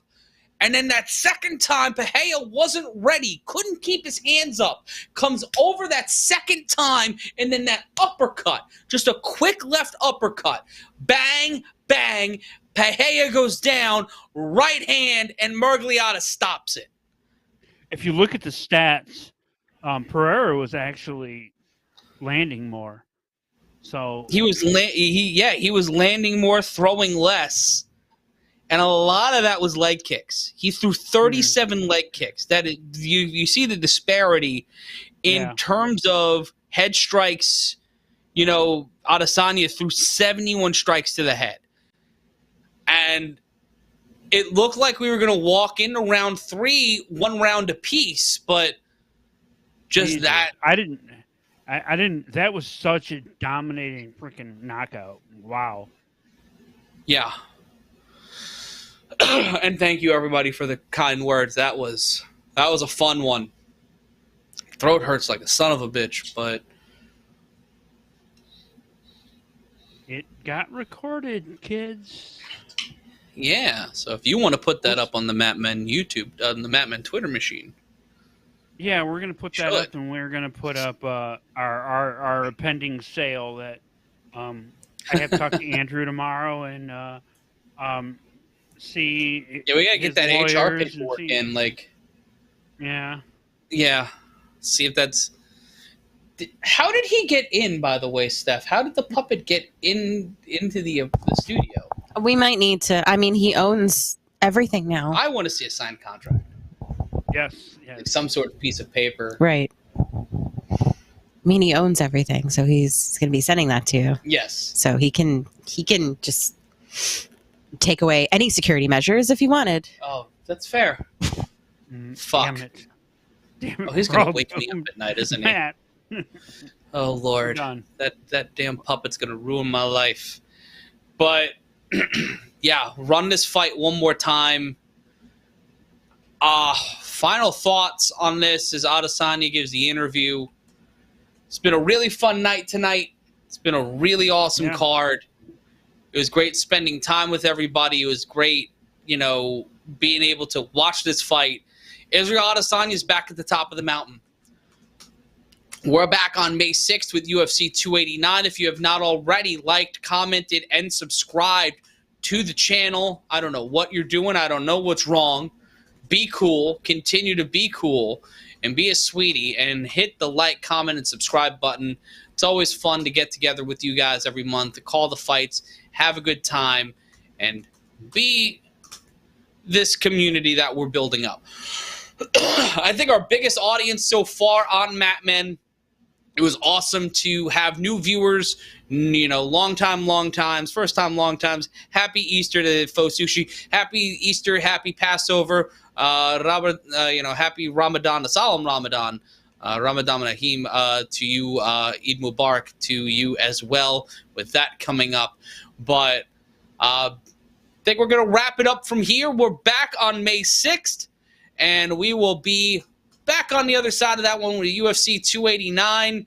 MG, honor and a pleasure as always. I think this was our best show yet. Steph, without you, we can't do like 90% of this stuff. So thank you as always for being the glue guy. I feel like that's not true, but I'll take it. Thank you. Thank you, Stephanie, for me never going in a lake around my house again. Yeah. Shout out to hashtag Dickworms. Hashtag Dickworms. Hashtag Dickworms. So, wash your dick. Wash your dick, everybody. But for all of the fat baby, for Stephanie Sotilli, for MG Geek, I'm a very tired Matt Ryan. I have an actual day off tomorrow, so I'm going to spend it eating Polish food and playing MLB The Show. But for all of us